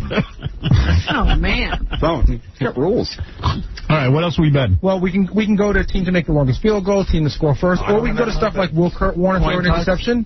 We can bet on the coin toss. Can I bet? Coin toss is always good. Coin toss, I always bet. Coin toss is always good. Because it's the dumbest bet. Absolutely. I'll say that one. You got a 50-50 chance. Because every year there's no skill involved. Even though it's just stupid. I'll go 50 for heads. All right, I'll take tails. I'll take tails. You got to take. You want to bet with me, Ralph? Because they're not going to tell you whether it's head or You got to take the team. Who's going to win the coin toss? It doesn't matter, team. No, they never tell you heads. They'll tell you heads. What do you got, Ralph? I got heads. All right, I got tails. Robin? I'll take heads. $50? John, no, you got it with John. Fine. All right. John, 50? Jackie, you want tails? I'll take heads. Now, you could also bet who's going to win the coin. I don't hear Jackie saying anything. I'll take tails if you want, Tom. 50. Okay, done. Ready? I'll take you that too, Tom. Okay, done. What do you got? I got heads. I got. So I have Robin for 50. Right. Hey, Tom, I'll take Tennessee for 7.5 for you, by the way. No. I bet St. Louis. I know. I'll take Tennessee for. I see you're trying to hedge your bet for $100. No. I don't have a bet. That's why I'm trying to make it. Why won't you give him a bet? He's not that sure. You think he'll pay? I want to get paid. No. John, I'll do it. All right, $100. Are you going to pay him on Monday? I paid every single time. I don't know what you're talking about. On Monday. No, he said on Monday. Yes. I'll go to the cash. When are you going to go to the cash machine? Why'd you go today? Or are you going to tell us, I go to the cash machine I paid every Bring in cash on Monday. Okay. Bring in cash on Monday. I'll get it from the machine. Here's a bet I want to throw out. How about 100? All right. Here's a stupid bet I want to throw out. The guy Bruce, the receiver for St. Louis, his last name is Bruce, will he have more receptions or will Shaquille O'Neal have more missed free throws? Ooh. Nah, who cares about that? I like it. What do we do, Gary? How about who scores first? All right. Yeah, I like that. I like that. I say the Titans will score first. I'll take St. Louis. I'll take St. Louis. I'll take St. Louis. Me too. All right, who's saying the Titans? Robin, I'll go 100 with you. All right. I say I'll St. take Louis. You and Tom. All right, $100. I'll take the Titans against somebody. $50. Robin. Okay, how much? 50. 50. Okay, so I say the Rams will score first. Yeah, I'll take the Titans. Okay. That's all right, good. I'm saying St. Louis is scoring first. You're saying the Titans. Right. Okay, $100. Does anyone? I say the Rams score first. Does anyone want to take the Titans? Is Jackie back? All right, I will. I'll take it with you, Ralph. All right. Okay. Will Kurt Warner throw an interception? He's the St. Louis Rams quarterback. Yeah. You got to do odds on that. That's no. No. You don't. Yes. Well, you don't. I think he will. He will throw an Odds are he's going to throw an interception. Will Marshall Faulk, who's the Rams' best running back, one of the best guys in the league, will he have a rushing touchdown? Why don't we do over-under? Yeah, I like over-under. All right. Wait. How about first half score? Who's winning at halftime? First half score. St. Louis. I'm with St. Louis. Anybody want to take the Titans? I'll take the Titans. All right. How much, Robin? $100. Why don't you go 50? You go. Yeah, all right. $50. Halftime score. Robin, I'm taking who? You're taking the Rams. Yeah. Go with me as well, Robin? We're doing even money on that. No point spread. No. I got a great bet. Wait, hold on. All right, go ahead. Will there be a coach's challenge in the first 28 minutes of the first half? I say no. I say yes. I say yes. Really? Yes. In the first 28 minutes? The first half. In other words, the 2 minutes. What are the odds of that happening? Yeah, it happens almost every game now. It does? Yeah. Really? Plus, they're allowed a certain amount, right? Oh, they are? Huh? No, but it costs a time. No, they're not allowed. No, but let's correct that. They're not allowed any. If they take one and they're wrong, they lose a timeout. That's right. And Howard, here's the good but in the first half, they don't mind losing a timeout. Well, it depends on what They do? the first half. Sure. They will definitely have one. How about I'll take that. I'm not doing that. How about will there be a safety? Will there be what? A safety? No, I'll bet you that there won't be. No. You want to take I don't even know what you're saying. A safety in the game. Will there be I want to bet that no one knows what he's saying. That's over-under. I don't know what the over-under is. Somebody got a paper? Freddie's got one. I think it's 48. Jackie's trying to find it, but he's not. I'm not finding it. Well, let's make it 48. No, we're going to make it with the line. Somebody created a line. Because we'll get confused. It should be a high-scoring game. Also, Howard, was... What is it, Brian? How much? 38. 38. I'll take over. I'll say under. Okay, Freddie, I'll take you for $50. What are you saying, Robin? I'll say over. You want to take me on that? $50? 50 and 50. Under Yeah. you taking? I'll take under. All right. I got the over. Anybody want? I'll take the over. Anybody want? You know what, Fred? Ralph, I'll take it. How much? 50. And For 50, I got the over. 50, Robin. Right, you have the over. You know what's always good, Howard? What number's going to score first, an odd or an even number? What's that? How about the team to make the longest field goal? You got shot down on every bet you want to make. That's it. I always won on these bets. I know. Well, Tom, did you take the halftime score? Yeah. No. Yes, you did. Didn't you take that with me? If you said... no, maybe you didn't. That was with Howard. I'll take the... I'm with you on that, Rob. Also, we have a correction. There's a correction. 48. Yeah. 48. Wait a second. I got to think that I don't want that. That changes things. I'll take it. I don't want it. I don't want that. Freddie, I'm off with you. I'm off too, Jack. And Ralph, are we on? Robin? Oh, no, I just had it with Fred. Right, I just had it with Jack. I had it with Fred, I'm not taking it. Damn. I'll take the over. You want the over? Yeah. I'll take it. All right, I'll take it with you, John. $50. I want the under now. No. Okay. Under with you. What do you think? You think this is going to be a high-scoring game? It should be, but who knows? I don't think so. I think it's going to be tight. Somebody always runs away in the Super Bowl. Tennessee's got a real good defense, and so does St. Louis. Yeah, those guys are hard to has a good defense. Look who wants to bet. Big Fat Dominic, and he's on nitrous because he's at the... he's in the dentist chair. I'll bet Dominic explodes. I'm not taking that bet. I just got finished with 2 hours of nitrix, and it doesn't even affect me. I'll bet $1 million. On anything. Dr. Steven Sylvan just finished me. What did we get a little plug? I'll do. How much is that worth off the bill? Here's the You on the way to the diner? Well, let's hear his bet. Here's the bet. I'll take the over against everybody. At 28. Okay. I'll tell you what. Also, how much money? I'll tell you what. I'll put up. You guys can split up any way you want. I'll bet $1,000 over, and you guys split it up. How about you? If you lose, you have to come in here in your underwear. Why don't you just make it simple? $100 each guy. That's it's $120. So what do you think? $25 a person. Do you think that's a good? Do you think that's a good bet? Do you think the under's a good bet? Yeah, the under is a good bet. It's 48. See, I'm taking the over against Rob because you know why? The Super Bowl seems to always be high school, right? Yeah, I don't think. I'll take the under 50. 48's high, but I don't want to sit there and split up a 50, this, that. Dominic, you know what? You're a pain in the ass. No, I bet that. Poor baby. Now you've ruined it. Did we bet on who's winning at the half? Did we try that one? Yeah. Everyone's saying Lewis. I said Titans. I want Rams. Did you want to take that? Dominic's got balls, though. He read $1,000. He'll take the over. He's ready to lay it on the line. $1,000 is nothing to him. That's a problem. I know. Chump change. What other bets are there? He didn't just get legally separated. Casey, you got any more of those bets in there? From his money. It's like who will have more? Will Kurt Warner have more completions, or will Kobe Bryant of the Lakers have more points? Will the Rams have more points, or the Blackhawks have more shots on goal? How about will there be a fumble in the first half? I mean, we haven't done first team to do a touchdown. We did. Yeah, we got that. We haven't got first score. That's okay. That's true. But that's true. Oh, you know, she's right. Yeah. Think about that. What, first team for field goal? No, first score. we bet first score, not for first touchdown. Not for any particular kind of score. We bet for a score. So we should bet first touchdown, because they could kick a field goal. That's a score. Did we do first team to score? Yes, we did that. I don't think I have that. Yes, you're betting with me. Yeah, first all right. score is... I have St. Louis, yeah. I have the Rams to score first. So who won a first touchdown? Okay, let me think that through. All right. I'm going to take the Titans for the first touchdown. I'm going to go with St. Louis. Okay. I'm betting all my money with you, Ralph. I want to bet with someone else. Well, bet with somebody else, too. It's like a rub. What are you doing? You taking the Rams? I say that the Rams will score the first touchdown. I'll go with you. And I'll say the Titans. I'll go with you, Howard. No offense, John. I'm not interested in you. $100, Jackie? Okay. All right, who do I have? Robin, you want the Rams? Yeah. I'll take St. Louis. Okay, great. Does anybody want the St. Louis? I do. So nobody wants to take the coach's challenge bet with me? St. Louis? $100. No, I will. Okay. Rams score first. 50. I'll take the Titans. You got it. Score first. Right, so Howard, Tom and I touchdown first. I'm going to take a bet with Tom for $50. I say there will be a coach's challenge in the first 28 minutes of the game. He says no. Really? Yep. Oh, I'll take that. I'll take that too. There's definitely going to be a challenge first half. And Tom. Tom, you want that? Sure, I'll do it all. 50. What are we betting on this first touchdown? 50. Okay.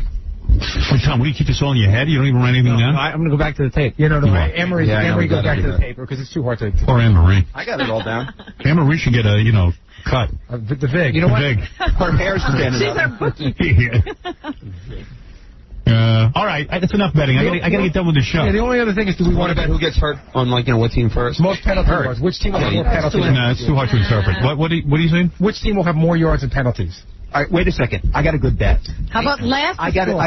Last to score. That's probably the last good bet. Last to score. Can I take you to the end of the game? Tennessee. I don't want to stay up that late. Yes, we'll know, Howard. The Rams. I'm taking the Rams. I'll take Tennessee. I'll take Tennessee. $100, Robin.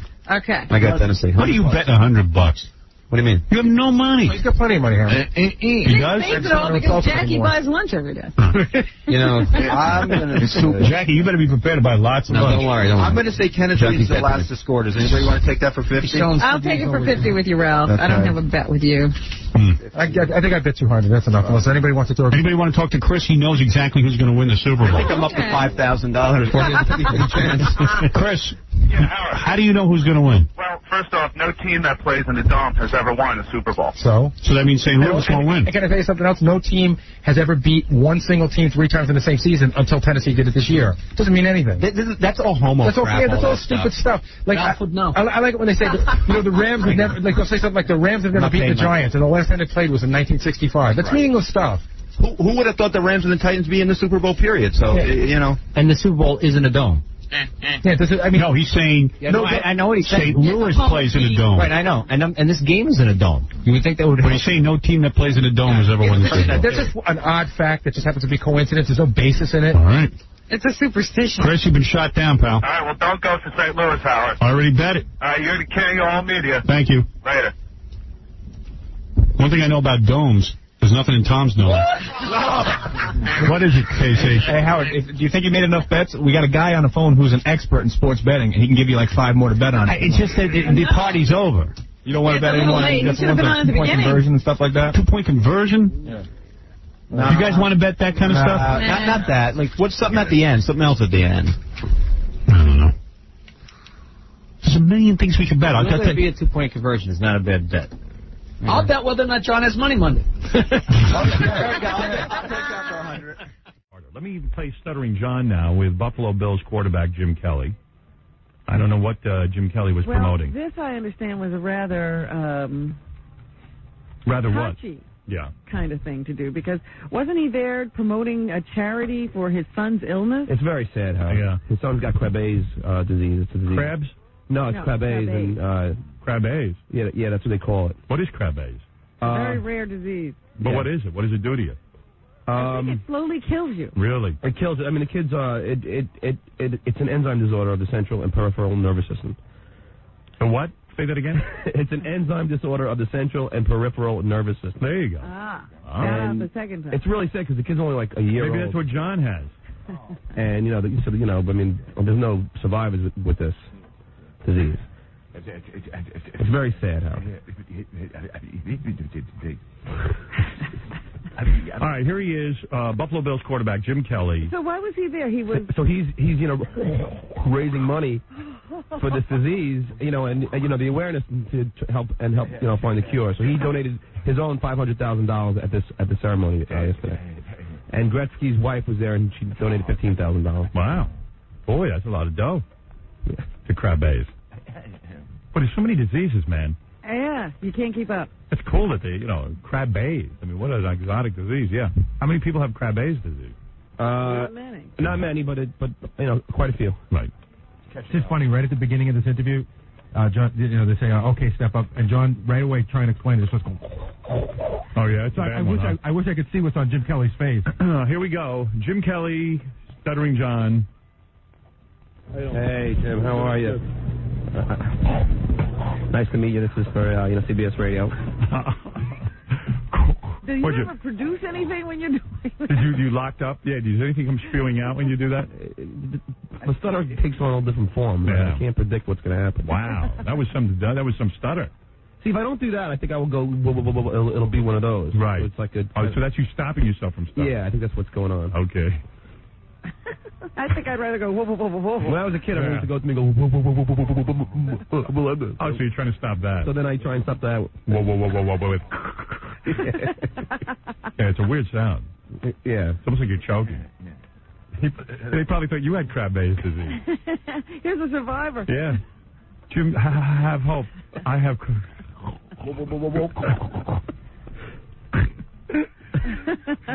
Sorry about everything. I mean, it's a great cause. If you want to give the number out, you can give the number out to call. You can say it right now. Okay. All right. So who do you think will win the Super Bowl? I don't know. I hope somebody from the AFC finally wins it. I'm pulling for, hopefully, my buddy, John Elway, because he's the only guy left of the class of '83, might have a chance of winning one. I don't know. Kansas City might, take him down. Well, you never know. Home field advantage, it's really tough. If your wife got hit with a football and was knocked unconscious, would you leave the game and accompany her to the hospital? I don't know. She's never been hit with a football, so it's hard for me to comment. Because Wayne Gretzky was there. Right. Wayne Gretzky and his wife. Right. And they're good friends. Oh. Yeah, my wife's never been hit with a football. With the Gretzky, right? With the... I didn't see much of that. I didn't really know too much about that. Why are 95% of the time is a quarterback a white man? Oh, I have no idea. Maybe that's when they're being brought up. Maybe that's what their father or their mother wanted them to do. I've always wanted to be a quarterback. I don't know about everybody else, but it's always been my dream. Okay. Are you embarrassed that O.J. played for the Bills? I know that it doesn't matter what happens during the course of people's careers. O.J. was considered a Buffalo Bill, and I'm sure he always will be, just like I'll be considered a Buffalo Bill, or Joe Namath a Jet, and Jerry Rice. And you look at Joe Montana, I don't think of him as a Kansas City Chief. I think of him as a San Francisco 49er. Interesting. Wow. The question was, he's embarrassed at O.J. Yeah. I guess today he's not. He's like, hey, no matter what you do, you're always a Buffalo Bill. Yeah, O.J.'s not a murderer. He's a Buffalo Bill. He's hanging in there with you, though. Yeah. I think he feels like you're a good guy because he said you could give the phone number out for Krabbe's disease. What do you think about that whole thing with O.J.? That's long gone, and I got more important things to worry about now. I got you. You were never with Nicole, right? Who? Nicole. No, I don't even think I've ever met her. Did the guy who snapped you the ball ever fart in your face? Now, that's a question I've never been asked. I don't know. You'll have to ask Ken Hall that. I've never heard one, so I don't know. Did you ever smell one is the question. Now that you are out of football, has the groupie quota dropped? Is it what? The groupie quota dropped, the girls that want you, the girls that you with. What about it? Has it dropped since you're out of football? I hope so. I have a beautiful wife and daughter now, and that's more reason why you need a groupie. You're feeling pretty bad at this point, huh? Yeah, he's miserable from beginning to end, I think. Yeah, the questions are really deteriorating, and the guy's being a nice guy. Because even when he's asking the first question about the Super Bowl, he knows what's coming. Yeah, right. This is a very sad interview, and the guy's there about a dying kid. It's just not easy. It's his dying kid. I know. The bottom line is what we're trying to do is just really all of us together. I think everybody realizes when you're together as a family, you try to pull everybody out there. I don't know whether you have a son or a daughter. I have a daughter. So you realize really sad what's going on. So you realize that he turned it around into a crab A's question. You were talking about farting and groupies. What you try to accomplish with everything, and I mean that's the bottom line. It's something we're going to make the difference. What do you think of Howard Stern? Oh, don't bring up my name after an interview like that. This is what he does. He does that. Why do you do Get that? out of it. Maybe he'll like you. Maybe no, come on. You don't like what I do? Yeah, I know why you do it. You want to pin it on me. You don't want him to think this is your idea. Oh. I thought you'd be interested to know what he thinks of you. Oh, I'm not interested at all. Not under these circumstances. If you ask the guy farting questions and groupie questions, do you think he really is going to say something nice about me? I enjoy listening to him. I don't get a chance to listen to him all the time, but when I do, he's entertainment, that's for sure. All right. Thanks, Jim. Thank you, buddy. Wow. Okay. Well, you did say something nice after farting questions and groupie questions. Okay, buddy. He hung in there. He called you buddy. Can we give out his number, Howard? Yeah, give out his number. For donations, crab A's disease and all that. And John's a big crab A's man. Well, I saw the special. What? That John went and Jim was there to raise awareness of crab A's, and John still doesn't know what it is. He can't explain it. He can't even pronounce peripheral. Actually, I saw this special about it like a couple weeks ago, and it was really sad. About crab A's. Yeah, it's very sad. Yeah. Anyway, the number is 212-686-5983. If anybody wants to. All right, there it is for crab A's disease, crab baby. A's. Yeah, crab A, baby. And now, another moment in Crackhead Bob History. Today, he's Crackhead Bob. But before that, did you know that he was an auctioneer? Are you kidding? Sorry, must have been a misprint. Did you know that Crackhead Bob was a gigolo? How do you like it, baby?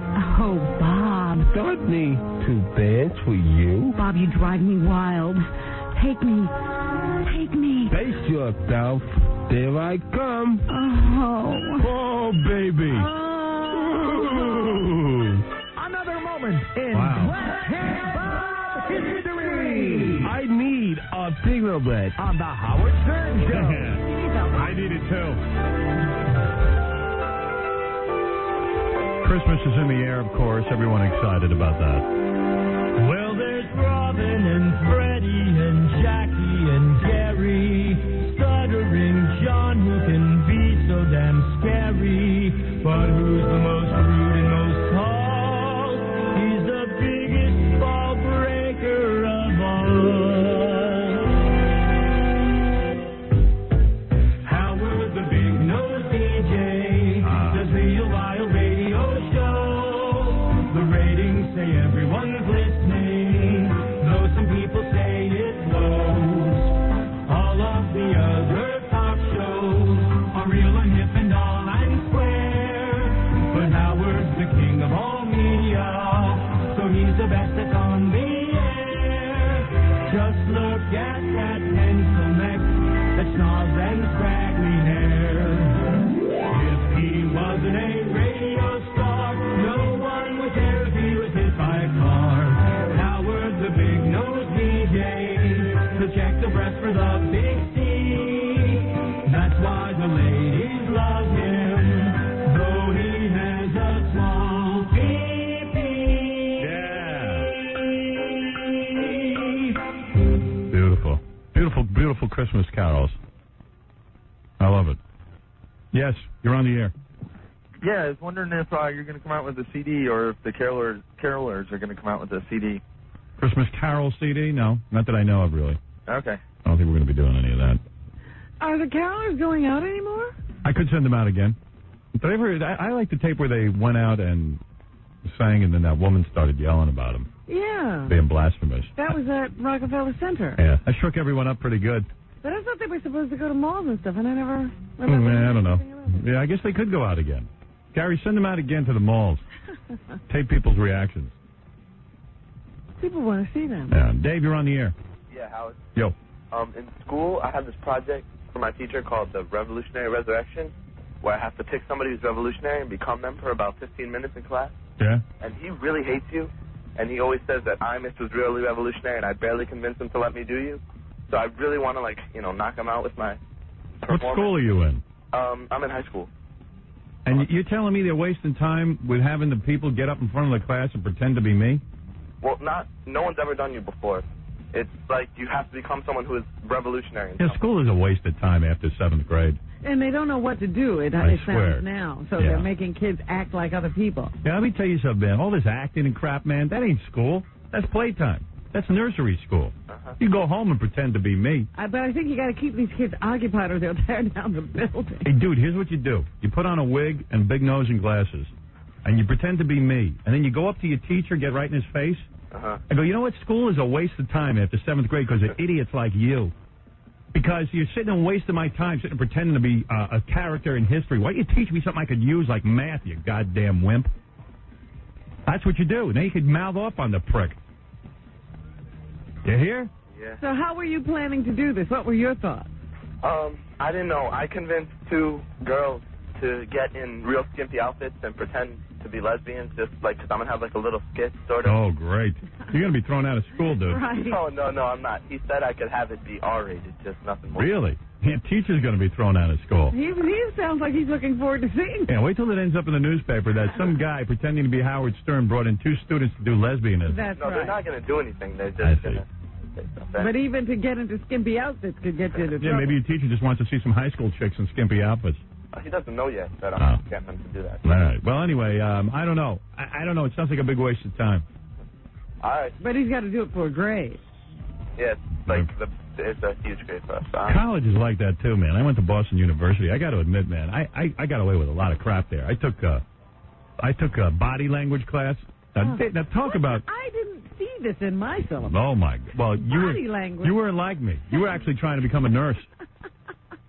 You weren't like me. I was just trying to get through college with the easiest courses. I was just dissecting frogs. Yeah, well, you were taking real college. I was taking BS college. I would go through the curriculum, and I would look for different classes that looked like totally asinine. The only nonsense courses I got to take, because you had to have these other general or liberal arts courses. Electives. Yeah, and I had to take, like, art history, right, where this teacher would just show you slides. See, that would be too hard all for me. Day. See, it was an awful class. I would not take art history because I would flunk that. I took body language, and what I had to do was videotape people walking down the street, and then I would interpret what their body language was. Oh, God, Man, tell me that ain't a gut course. I took the origins of rock and roll. Yeah. I bet you it was hard. And that's, I mean, it was the easiest class in the world. Was it? Because my friend Dr. Lou, he had a lot of hard classes because he was a 6-year medical student. Yeah. So during the summers, he had to go to, like, UCLA and take classes. So he went and he says, I need one easy class. So he took the history of jazz with Dr. Demento. Oh, no. It turns out Dr. Demento, that idiot radio guy, he evidently is like a professor at UCLA and teaches the history of jazz and evidently really knows something. Like, he's not such an imbecile. Oh. Well, you couldn't prove that by his Dr. Demento guy. Dr. Lou said you really had to study for this class. This was supposed to be his easy. Yeah, and I got totally burned with Dr. Demento. Because you figured, hey, it's Dr. Demento. Yeah. How bad could that be? The origins of rock and roll, all you did was sit around listening to albums. Yeah, right. But that's cool. Howard, I told you that class I took with the disc jockey Pete Fornatale called Radio in the Age of Television. Right. It met once a week for 2.5 hours. I remember one week we just went up to WNEW when Scott Muni yelled at us. Yeah. One week we watched a movie on the 25th anniversary of Atlantic Records. All right. Well, Pete, Pete's like a lazy guy. I like Pete and everything, and I work with Pete. It was a field trip class. We took a lot of field trips. I can't imagine Pete Fornatale. I think Pete Fornatale puts as much energy into his college curriculum as he does his radio show. But the final was the funny. Pete's whole radio show was like, hi, this is Pete Fornatale, here with some great classic rock and roll music. I mean, he sounds like he's sleeping when he does his show. Yes. And then he goes, we've got some great Paul Simon, Steppenwolf, and Steely Dan. You're actually talking too fast. Yeah, that's almost too energetic. Howard, you know who he's really into? He played us tapes in his college class from his college tapes. He used to bill himself as the sixth Beach Boy. This is Pete Fornatel, the sixth Beach Boy. And he always has a smile on his face when he talks into the microphone. So I can't imagine him putting any energy into a curriculum where you'd actually have to study something. It was a very entertaining class, but our final was the coolest thing. So right before Rod Serling died, he was going to put on this radio show. Yeah. It was going to be called The Concert That Never Was. Right. And all he was going to do was take live recordings, throw them all together, and make a concert. And call it a concert and make it a syndicated radio show. Okay. So Pete played us the 3-minute promo that was sent out to radio stations who might want to buy it. Yeah. And we had to do an essay on, could this work? Oh. Wow. Well, I told you my thesis. Class, today How do you fail that? I have asked you to write a thesis on whether or not Rod Serling's live concert series would have worked. Now, you can be pro or con. Now, remember, artists like the Beatles could be included. And anything with the Beatles is bound to work. That's the only clue I'll give you. I wish you knew how close you were to How long did it take you to write that paper? Like 10 minutes? We wrote it in class. It was the final. We had like 2 hours in the final. And you're probably sitting there going, And you sit there and you go, well, this could work because I think people would like it. Did anybody start laughing or they're all cool and like, wow, thank God this is an idiot class? In fact, another class, now I remember. This was college. Yeah. Another class. Some college. Was a former student of Pete's who went to Adelphi. Right. He worked. I think Adelphi says, look, we're a college that allows idiots in. If any of you professors have any highfalutin ideas of teaching these kids anything and flunking them, we don't want to hear about it. These kids are coming here for easy classes. We need that tuition. And you go to college, and it's so easy because you take courses like this, and you go, you know what? I'm really smart. You start to think you're smart. That's why people come out thinking they have something on the ball. That's why college is good. It's an ego booster. I got out of college. I thought I was bright. I graduated magna cum laude from Boston University, but it was a scam.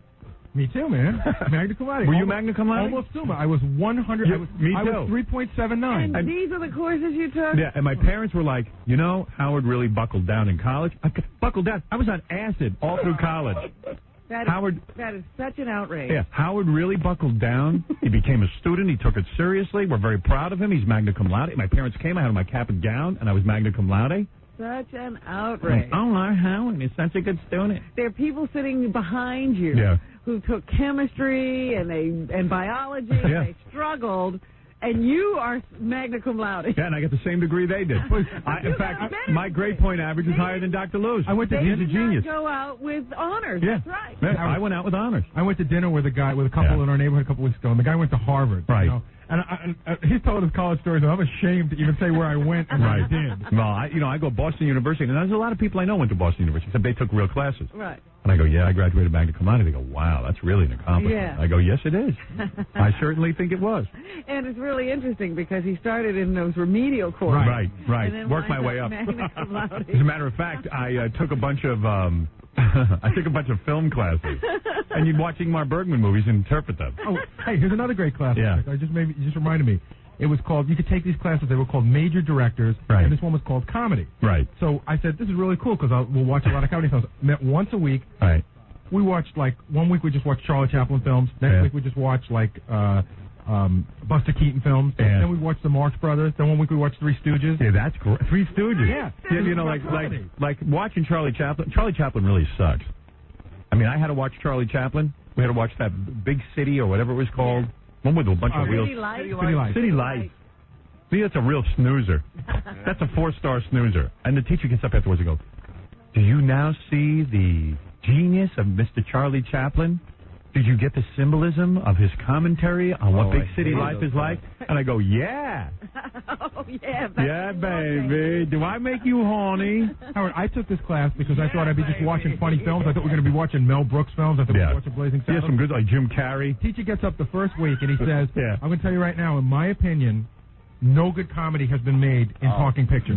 All we did was watch silent films the whole year. Oh, boy. He should have said that up front. And then the guy shows us a movie, Howard, from some French guy, made in 1968, but it's a silent movie. You should have protested. You know what you should have done? You should have said, why don't we just get some other films that have talking so we can see how bad they are? Well, we complained, and that's how we got the Three Stooges and Marx Brothers. But I gotta say, he had no plans of showing them. Really? We watched some guy named Jacques Tati, and he's going, Jacques Tati is the greatest actor of the 60s. I'm going, no one's ever heard of him. Yeah, what is it, dude? Do you have any suggestions or no? Right. Project. For your project? I thought I kind of suggested something. John's got one more class he's got to yeah, no, I told you about this. Yeah, one. what is it? The class I had at NYU where I did a thesis on who's funnier, Bugs Bunny or Mickey Mouse. Oh, yeah, you told me about this. He actually did this. So the question was, who's funnier, Bugs Bunny? Oh, you made up that question. It was my thesis, but, it was... What was the name of the class? Animation at NYU, and I just did a thesis on who was funnier. Oh, man. College Bring is... that in. Yeah, I want to read it. I had to review different tapes. Do you still have your thesis? I don't know. You got that somewhere, dude. I would love to. I don't, if I got to see if I have it. Bottom line, man, Bugs Bunny, right? I said Bugs Bunny, of right, course. Yeah. I mean, that's a bogus question. But Mickey Mouse wasn't funny. No, Everybody not at all. knows that Bugs was funnier. Yeah, but I mean, what kind of question is that? That's the thesis. I had to do the thesis. But the point is, I mean, that's like saying, there are people in this world that think Mickey Mouse is funny. How sure. No. Then Bugs Bunny? Mickey Mouse not is not. us, but older people, I'm sure. Really? I think so. I've never heard of that. I didn't think Mickey Mouse was never funny. Never. A Steamboat Willie was funny before he became Mickey Mouse. Mickey Mouse became very serious. So how long was that paper? Like 5 pages. 5 pages. I had to list the movies that I watched, right? And analyze. I was like, contrast each. Yeah. This dude in high school, man, he's got a tougher assignment than you had in college. Take John's paper. Yeah. Yeah, all right. I don't have any more suggestions for you. Betsy, you're on the air. Oh, hi, Howard. Hi. And then I got to take a break, but we got plenty going on. The singing psychic's going to be on. If you got any questions for her, write them down. Yeah, I better start thinking about it. Yeah, I've got a couple for her. Betsy. Yes. Go ahead. My husband is an Academy member, and I just wanted to tell you that we've been getting cassette tapes left and right from all the different movie companies, and we got the Paramount box, and yours is the only one that's not in there. Private Part. I know. What was in the Paramount box? I'm sorry? What was in the Paramount box? Let me see. I'll tell you. It doesn't mean that my husband's not voting for you, because actually he thought your movie was really great. Well, you know what? It's funny. My agent spoke to Sherry Lansing yesterday and Rob Friedman over at Paramount. They're the two big machers. And, he basically said, look, Howard's disappointed in that, Paramount loved the film. They thought it was a serious film. It's won several film festivals. He knows for himself he doesn't have a hell of a chance of winning an Academy Award or even getting a nomination because people just hate him too much. Or they just think of him as a joke. But, Paul Giamatti as Pig Virus and Betty Thomas's direction, and the film was great. At least it would be nice if they sent out the film. And Sherry said the plan is to send out the film. It's never been a plan not to. Really? And she said that it goes in... what's in the box. Yeah. The Education of Little Tree, which I've never heard of. Right. Fairy Tale, A True Story. See? Okay. Kiss the Girls. In and Out. Kiss the Girl. I'll watch that. Face Off and Breakdown. Breakdown. Face Off. Face Off. From another company, we got George of the Jungle. And oh, my. Georgia, why could George of the Jungle be considered? For costumes. Okay, and what about art costumes?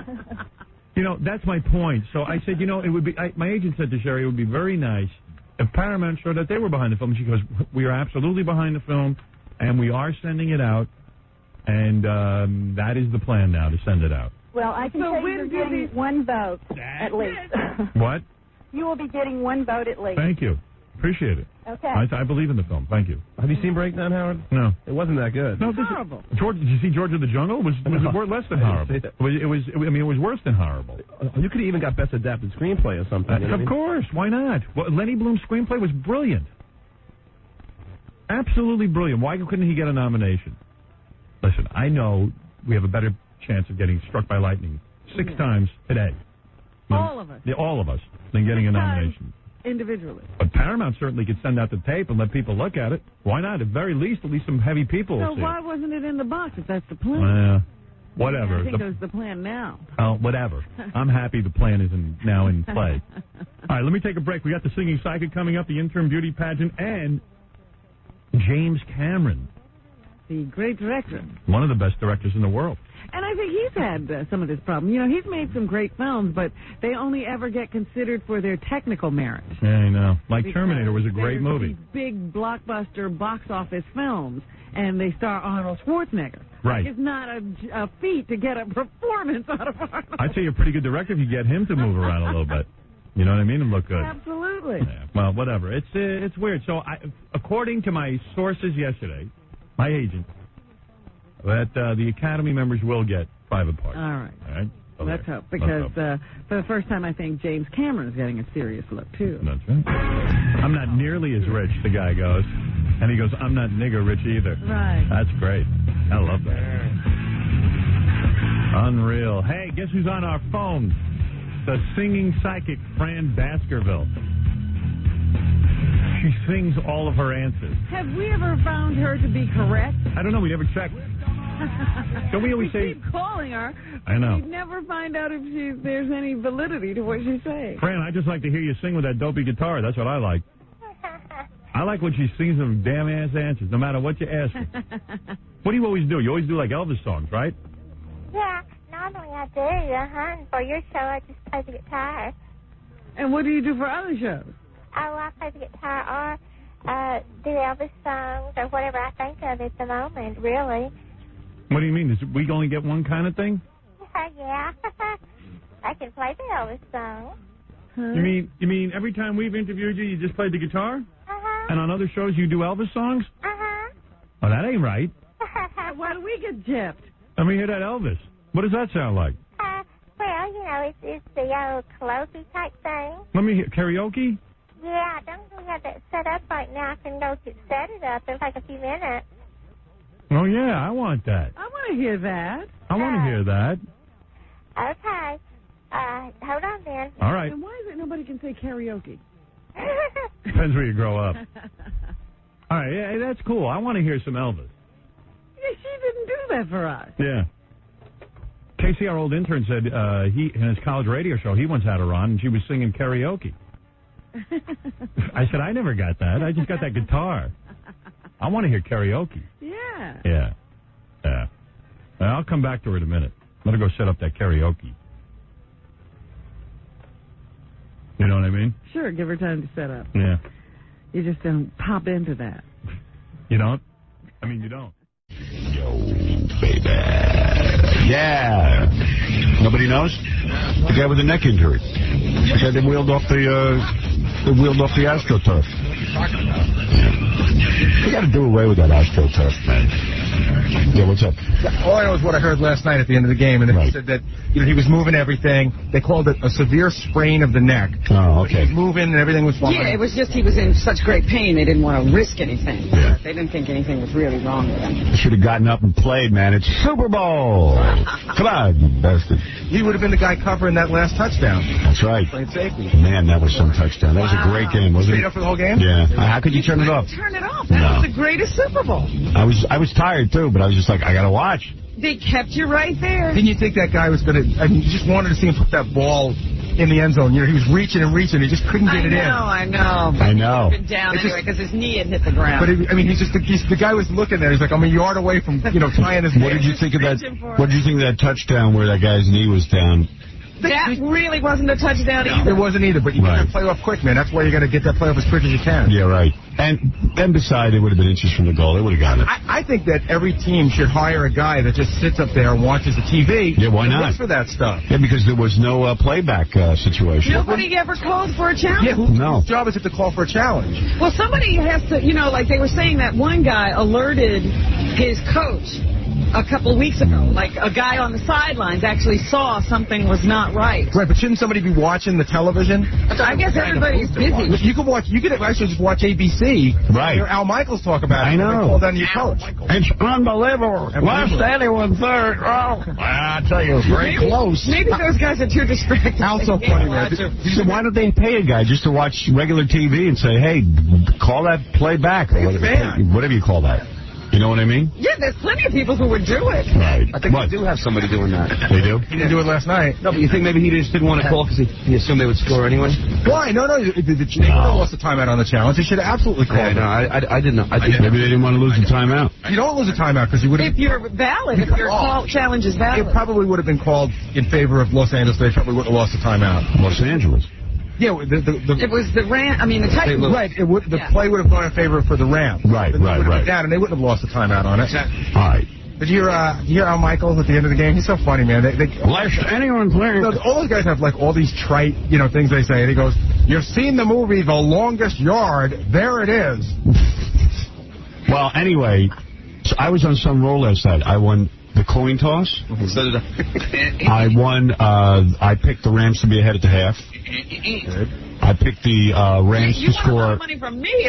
And Ralph. I scored you especially. You must have lost actually, though, you won on the game. I won on the game, and I won a couple of other things down the line. So I think, all in all, I probably lost $150. So I won. Who would be ahead at the half? Right. I had first score, which was, of course, the Rams. And then I had first touchdown. Which was the Rams. Because I had the Titans in that, too. Right. Yeah. And then you had the score at the half. Did you say that? I had the score at the half. I had everything. Except the game. Yes, I was up like $300, and then the game, they didn't beat the spread. Right. They had the spread. I ended up winning $200. At halftime, I was like, oh, man, am I in trouble? So Tom and Ralph gets till 7, right? Did they win or did they lose? Tom and Ralph. What was the coin toss? Coin toss was tails. Oh, good. I know I took $100 from Jackie on something. Yeah, I think I won $100. No, we had a $100 bet for the over/under, and No, I don't have over/under. No, the only over/under was everyone took it back because the points were I had it with a couple of people.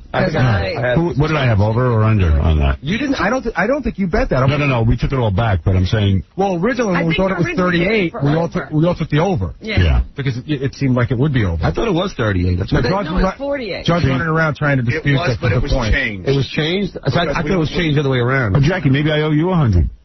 Who did I bet on the final on the game? Oh, no, that's first touchdown. Who wrote this up? Emery. That's the one we all got. No, I need my regular list. I'll tell you. 2 seconds. I can't go through that. Right at the top, I'll tell you. I know what to do. Coin toss, I took $50 from Ralph. That's a dumb bet, but I won that. First score, of course, I got $100 from you, Robin. Yeah. And Jackie, I beat, first touchdown, I said the Rams, and I beat 100. Yep, it's 100 with Jackie. You lost your 100 to Ralph, it looks like. Yeah, well, not really, because I beat him on some of the other bets. There's a lot of giving and taking in those betting. So who was the biggest winner? Would that be you?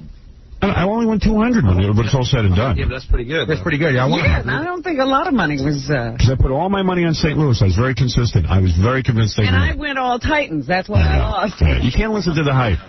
There's a reason St. Louis was favored. Although, what an incredible first half. But they didn't cover the spreads. No. I'd only stuck with that. Right. See, like, it was an incredible second half. That was an incredible second half. I took the Rams for the first score and the Titans to win. Right. So you broke even. Yeah. Yeah. Well, actually, you won. I won some money. So how much did you win? I won $100. The only bet I lost was I thought there'd be a coach's challenge. Challenge in the first half. I didn't win. Yeah, I was surprised, and they should have challenged. There was one or two where they could have. There was an attempt at a 2-point conversion. We decided not to go for that. Right.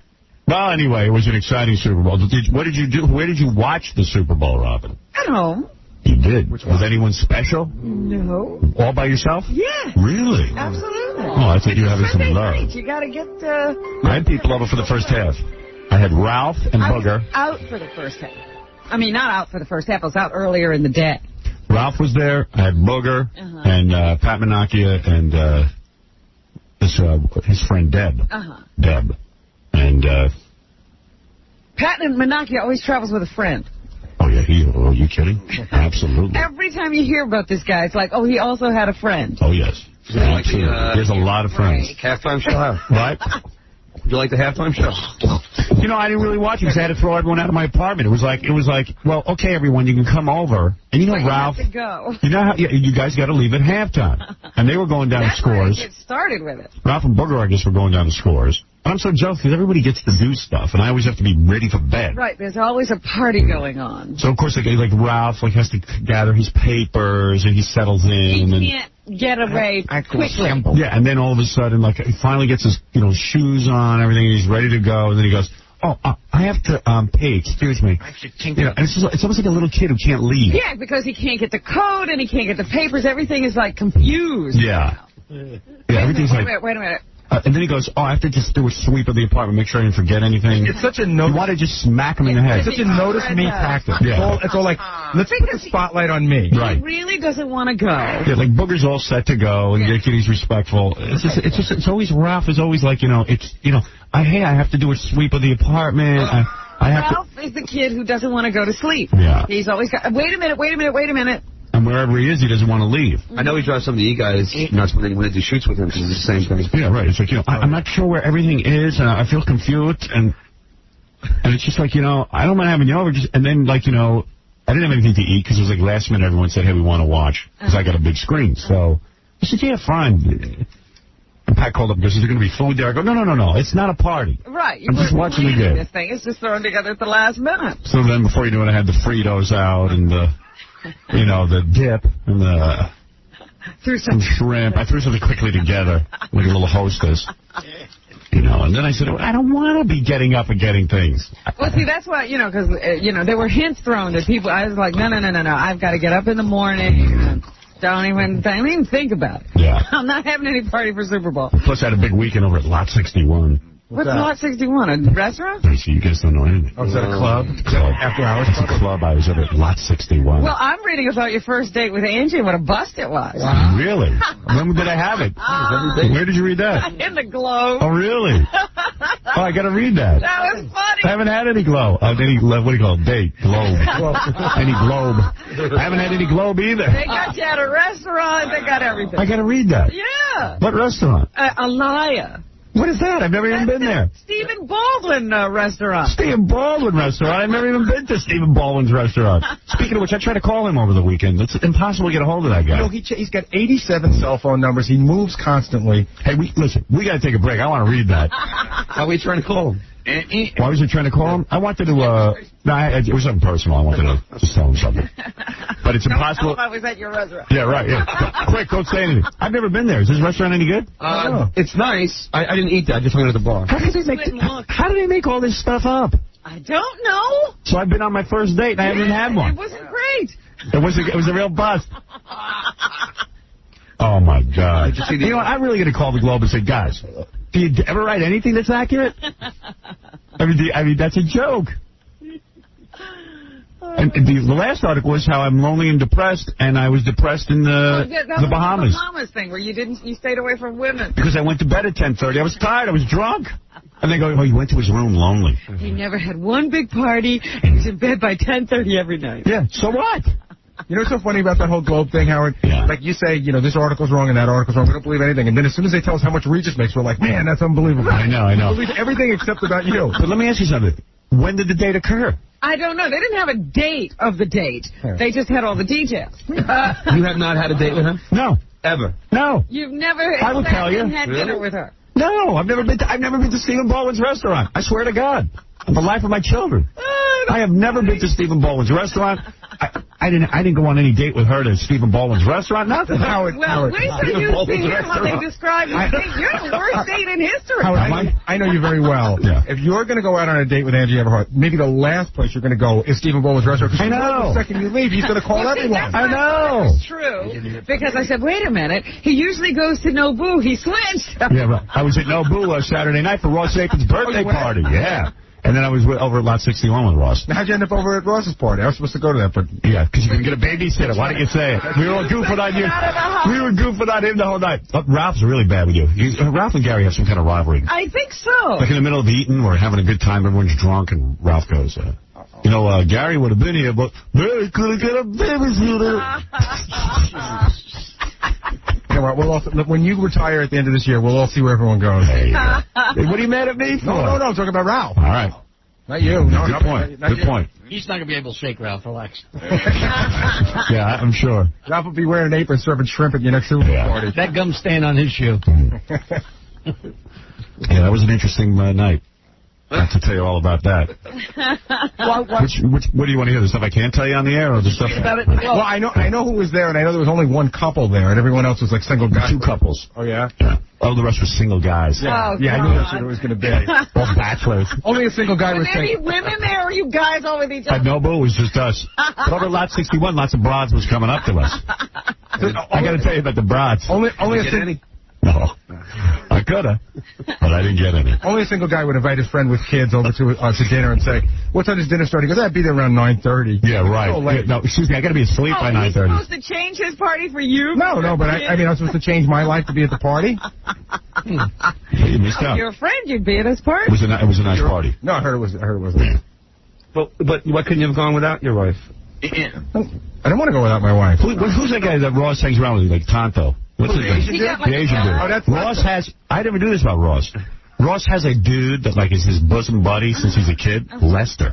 And he's always... The Chinese guy. Yeah. And Ross makes Chinese jokes. He goes, Lester, where's my shirts? Like stuff like that all night. I need more lo mein, Lester. Yeah, Lester, quick, go get me sake. Oh, yeah. Like stuff like that. And then but Lester's like this real quiet guy. Oh, not to me, he isn't. Really? Lester gets drunk, and you know what he does to me?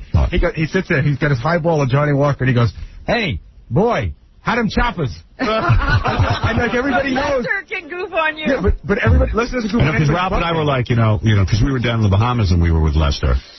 Lester was in the Bahamas. You never mentioned Lester. Well, Ross was there, so who knew? Like this is like Ross's wife. You didn't know Lester would be around all the time. No, and like Lester doesn't say much. Right.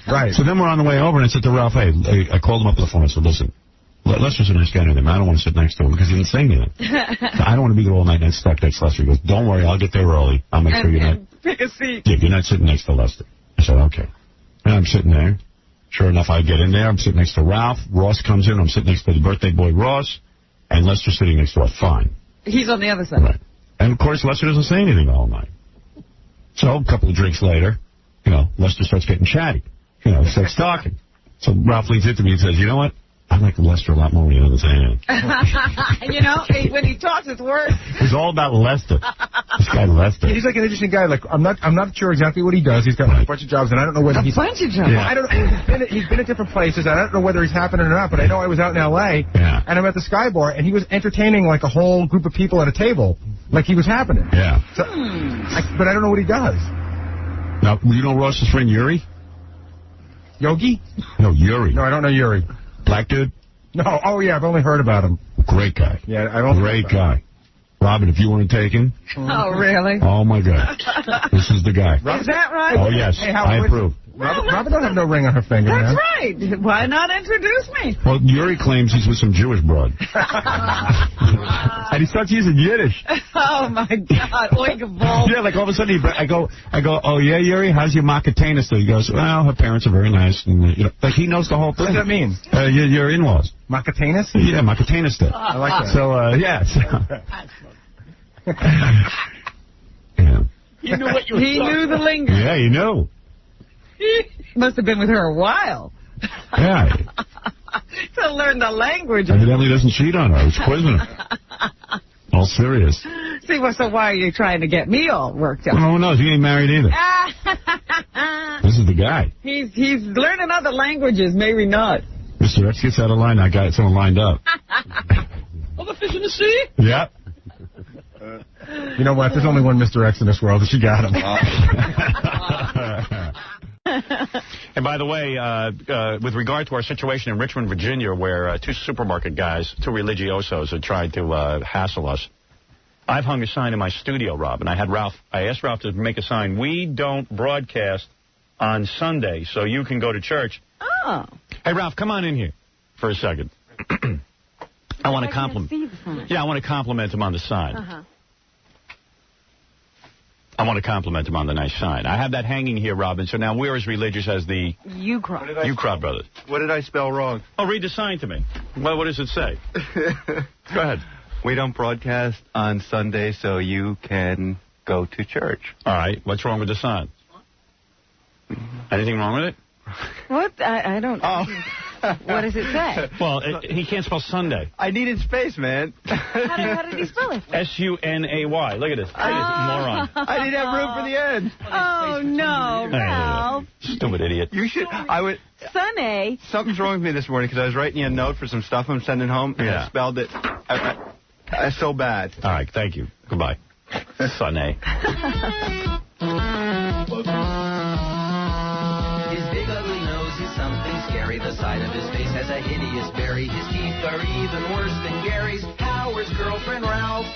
Everyone knows that Ralph is best at shaving the hairs off of Howard's chest. But other than that, he's a worthless pest. Howard's girlfriend, Ralph. All right. Thank you, Ralph. Stupid pest. My teeth are nicer now. You're going to have to fix them. Those are the nicest teeth I ever came across. Yeah. All right. Go ahead. Goodbye. I mean, he printed the sign really well. Yeah. Well, he does more than just buy my clothes. Told you. Yeah, anyway, so I had Ralph line up. So Saks is like a really nice store. Mm-hmm. And I had him line up a bunch of suits. So he handled it real professionally, but he told Saks that I was coming and that, like, maybe... he had like 50 security guys walking me through Saks yesterday. And nobody's bothering you. I said, what are you, a moron? I said, we could have just walked right into Saks. What do you mean? I feel like a ridiculous person.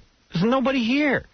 You know, I told him you were coming, and she said, we'll have security. I said, we don't need security. Just I would like to walk through the store and check out all the chicks. You wouldn't have. It's packed down there. You didn't. We were up on the 7th floor. I mean, you have no idea. It's really, you can't even walk through there around lunchtime. Oh, really? We went. It's really packed. Oh, okay. You're better off. I don't know. You would have gotten mobbed. Yeah. She said, like, Whoopi Goldberg was in there, and people went nuts. So really. I think you're... All right, good. No, I don't mind coming up through the elevator there, but, I mean, there was like 50 guys with walkie-talkies. Yeah, I know. She said, I'll just have one guy down there just to show you. I mean, I said, what am I, the president? I mean, respect all those people. I felt like such a jerk. I know you feel. You know what I mean? Like, it's like when you're making a big deal and there's no reason for the big deal. Yeah, it's just like when we worked in Washington and stuff. Somebody early on would say, "Okay, come to an in-store," and 2 people show up. You know what I mean? You got all these people. And there's more people with the store. Yeah. Than they're there to see you. You know, and I'm walking through, and it's like, gee whiz. You know, they were just excited you were there. No, I know. It's pretty cool. I mean, that is a nice store. I can't believe you had never been to Saks. No. You grew up here. I know. Never been there. Well, I went in, so Ralph had this little private room and stuff, and we pulled out the suits. First one I put on fit. Nice little Nehru number. Oh, they carry your size, huh? Yeah. I would think that you need extra... Don't they have to do something with the pant leg or something? Yeah, the tailor's just going to cuff them. But they fit pretty good since I lost the 20 pounds. I fit right into them. They didn't have to expand them. I didn't have to go to a tall man, big man store or anything. I mean, you're tall, but, I mean, suits come long. You're like 46 long. Not all of them. Yeah, he's awfully long. Yeah, I'm awfully long. Every other suit didn't fit. It was just his first one I tried on. It was like a Nehru. What kind of suit is that? It's actually Hugo Boss. Hugo Boss? Hugo Boss. All right. So I got the suit. Mm-hmm. But he cuts his stuff really long anyway, and that's why. All right, we don't need a whole fashion now consultation. Start with Yeah, so I went up there, and it was pretty cool. I got the suit and everything. So my wife and my kid were happy. So how did you get into an argument? Oh. You'd done something nice. Yeah, so I come home, and I eat the same thing every day with this diet. Yeah. I wake up, I have 1 exact cup of shredded wheat. I realized I was eating too much shredded wheat. I have 1 cup of shredded wheat with a banana and 1 container of skim milk, the little tiny container. That's breakfast. For lunch, 2 baked potatoes, nothing on it, and steamed chicken. For dinner, I take a dog bowl. You've seen the dog bowl. It's like a dog bowl. It has his name on it. Yeah, it's my bowl. I have a bowl. It's a big bowl. I fill it up with cabbage. It's a mixing bowl. It's a mixing bowl. But I eat my dinner out of a bowl. I don't like to eat on a plate because I can't mix everything together. I don't like plates. And I don't like talking chairs. I don't like plates. Sometimes I bark. So sometimes I don't even use a fork. I just put my head in the bowl and I eat right out of it. So, and then thank you. And then every night I have like salad and cabbage, and I put some oil and vinegar on there, and I have steamed vegetables, broccoli, and some carrots, and it's a very simple life I lead. You're like a monk. Like a monk. Because if I eat anything else, and then I have exactly 1 spoonful of beans, and then I put some protein in there, whether it's tuna fish, 1 3-ounce can, or some steamed chicken. And it's the same thing every night, and it gets kind of boring. So last night I fixed my dog bowl. I go down and I'm eating. I come upstairs about an hour later, and right there in the kitchen, I see this beautiful grilled piece of fish. Beautiful. Nice fish. Mm-hmm. Was like a flounder. I love flounder. Good and look good. Was nicely prepared, a little bit of seasoning on it. And I see this, and I go, oh, my God, Allison, I didn't know you're making fish. For weeks, I beg her, please buy me a piece of fish. Mm-hmm. Because I would love to have something different. Anything. Nothing fancy. Anything. Because, what, I'm a bad husband? I work day and goddamn night to support her, and she's running around with limos and the clothing. And don't ask. Don't ask what she gets. Pavarotti's wife is a jealous. Thank you. Hold on, baby. Here we go. Let's open it right up to Q&A. Do you know why they were having a press conference, Johnny Boy? It was just to promote the show. It's Monday Night Football. Yeah. Okay. Did they have an opening statement? No, you know who they had? They had that Jets guy come out. Corbett? No, you know that crazy guy who does the Jets chant? Oh. Jets? Jets? Yeah, Jets? so he comes out and does his whole Jet chant, and the whole crowd's standing up doing the Jet chant. The reporters? Everybody. The reporters and all the... There was a lot of, football diehards there. Oh, okay. All right, listen to this. This is really... I'm not even going to comment. Anyone's got a question for any of our folks up here? Or microphones out there? We've got microphones, by the way. Up there, it looks like John Hausman in Rollerball. The rich corporate. Jonathan. What is he talking about? I don't know. Who's he commenting on? I don't know. Looks like the Jonathan Hausman in Rollerball? Was Jonathan Hausman in Rollerball? Yeah, but who remembers? I don't even remember Rollerball. Rollerball is one of those movies hardly anybody saw. What does he stay home and just watch stuff? It's a good movie, but I don't remember it. I do remember it, but I don't know who he's talking about. Jonathan Hausman, I don't remember him being in Rollerball. John Hausman, rather, right. The old guy. Jonathan. You got a question right here? Yeah. Hey, Dennis. Does Al Michaels use Rogaine? Extra strength, baby. Stuttering John? Who is that? Dennis, this question is for you. I use Rogaine on my pubic triangle. Dennis. Just a little lunchtime chat there for the lady enjoying her fettuccine bolognese over there. Dennis, would you want Al Michaels on stage with you when you do stand-up? What does that mean? Would you want Al Michaels on stage with you when you do stand-up? Yeah, fine. It'd be great. Good question. Who sent you, Imus? Let's go back over here. You got the next one? You all set? Okay. Dennis. If a guy tells a joke with references no one understands, is it a joke? I don't really think about it. Whatever, if you like it, you like it. If you don't, you don't. I'm fine with that either way. I've kind of built my career on not worrying about whether everybody gets it. All right, he's answering questions from Stuttering John. And you know what's funny, Hard? The last time I interviewed, with Dennis at a press conference, we had his new show here before, so he was so happy he was playing. This time he's pissed. You know what I mean? He doesn't want to play. This is not comfortable. It shows he's thought about it a lot. He's already heard the comment. Yeah. He's in defense mode. This is one of those scenes where John and Dennis are the only two people in the room. Were you embarrassed standing up and doing it? You getting douche chills? Only because I was really hated there. Yeah. People were hating me, but I don't care. It was a good vibe in the room. Were other people asking questions? They gave people a chance. You heard them give them a chance, and nobody took the thing. Thank God for you. Right, thank God you were there. If I have to, if I start writing for you, I don't know if that'll work for the general public. He's having fun. Oh, come on. Hey, Dennis, I've done this before. Now listen, that wasn't that detailed a question as you have to write these down, Conan, okay? What do you got next there? All right, Dennis. I see him referencing the scratch sheet. It's like a 4-word question. Hey, Dennis, he's throwing me out right now. Could you just let me finish? Can you tell him? What do you mean throwing him out? Yeah, he's throwing me out. Throw him out? What are you doing? He's throwing me out. Now listen, if he goes, I go. So let there him you go. All right, Dennis. 3 more questions. I'm done. Go ahead. Oh, he's Okay. I'm under this tough Oriana Fallaci like grilling. You know who Oriana Fallaci is? No one in the room does. That's the unfortunate thing. Get it? He's so impressed with his own intellectual prowess. Oriana Fallaci. What is Oriana Fallaci? She's an Italian reporter who goes off and interviews, all these weird He's doing people. jokes to the Mensa quadrant. Right, okay.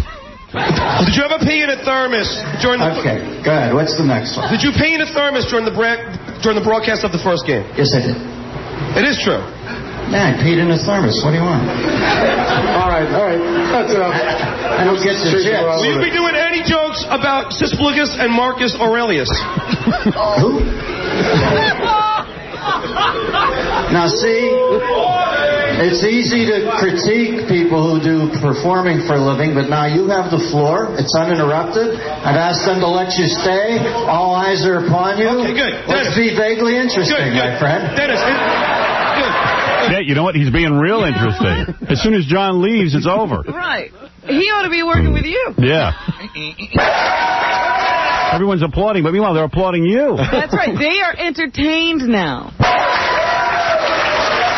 Is it possible for you to call a football game without a batch of scripted jokes?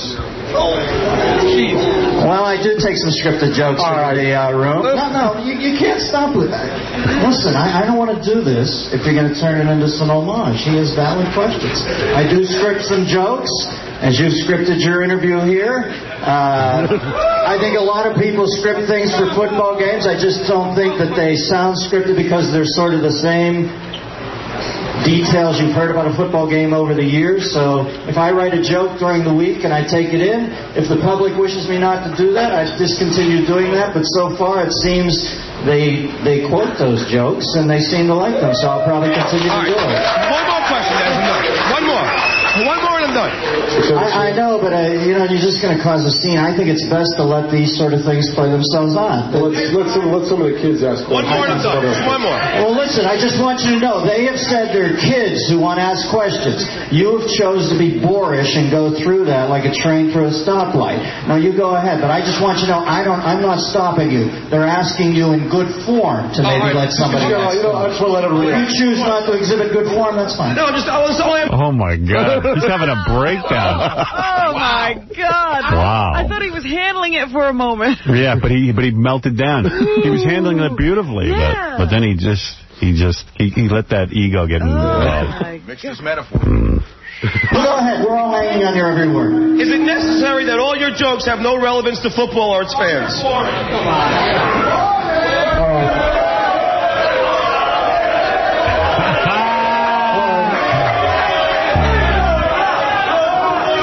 Now listen, in some weird world, I know you view that sort of reaction from the crowd as what you wanted to evoke from them, like in some inverted way, some perverse way you think that that's approval. It isn't. They really don't like you. All right. That's it. Thank you, Dennis.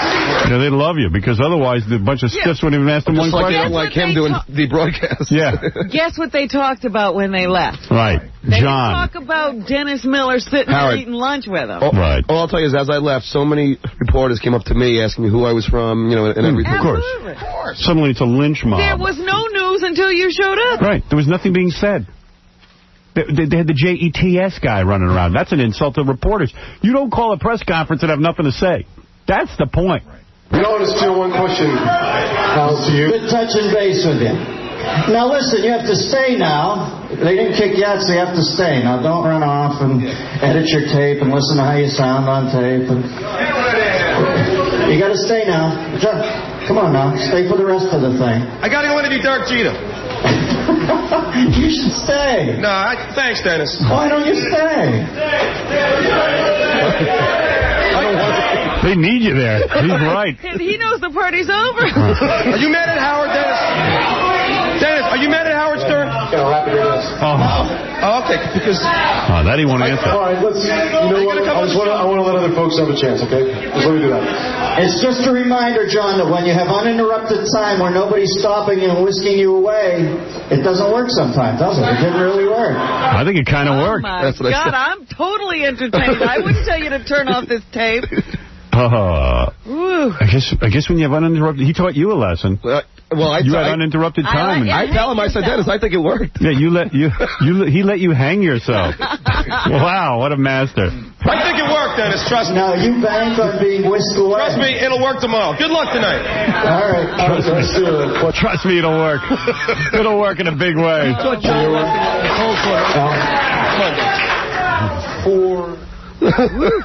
And now they have to go back to being boring. They're going to let the kids ask. They hated me there. Don't do that. It's just one of those. That's so funny that the guy keeps trying to make you go, and Dennis is like, no. I don't want this to be an homage. Too much. It's beautiful.